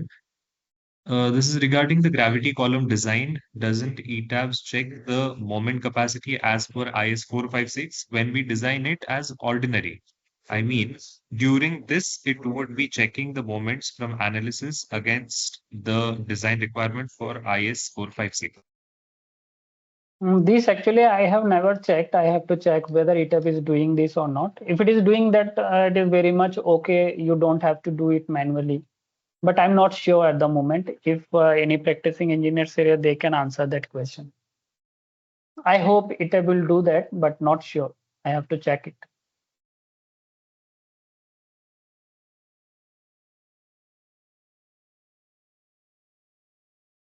Yes, sir. Yes. So there are no more questions in the chat box. And if there are still more questions, we can do like those can be conveyed to me. I will convey it to sir, and surely sir will answer them because of Yeah, time sure. constraints. So if any Yes. question is there, definitely I can prepare the answer and share later on Yes, also. sir. Yes, sir. Thank you. Thank you. Thank you, sir, for your time today and on the behalf of the department and our college, and also on the behalf of all the attendees, those who have attended this session today. I thank you. And the session was packed with too much practical knowledge and practical insights, and that was very much required for many of the industry professionals and many of the research scholars, those are present in the meeting. So thank you so much, sir. You have given a very elaborate session on the topic of demonstration and modeling of tall building in ETABs. Thank you, sir. Thank you. We'll Yeah, be thank surely. you. Yeah, Yes, thank sir. you, you also, and all other faculty members in VCET for giving me this opportunity. It was really appreciable, and I definitely would like to have many more such sessions in future also. So if you have any other sessions planned, definitely you can get in touch. And thanks to all the participants also for attending in large numbers. And I hope this session was useful. And if you have any more doubt or queries, as Nikhil said, definitely you can get in touch. I'll try to clarify maximum possible to me. Yes, sir. Thank you. Yes, we look forward for many more such sessions from your side. Thank you, sir. Thank you, and thanks to all the participants for their patient attendance today. Thank you. We will be meeting for our next second session as per the schedule. And thank you all. Thank you.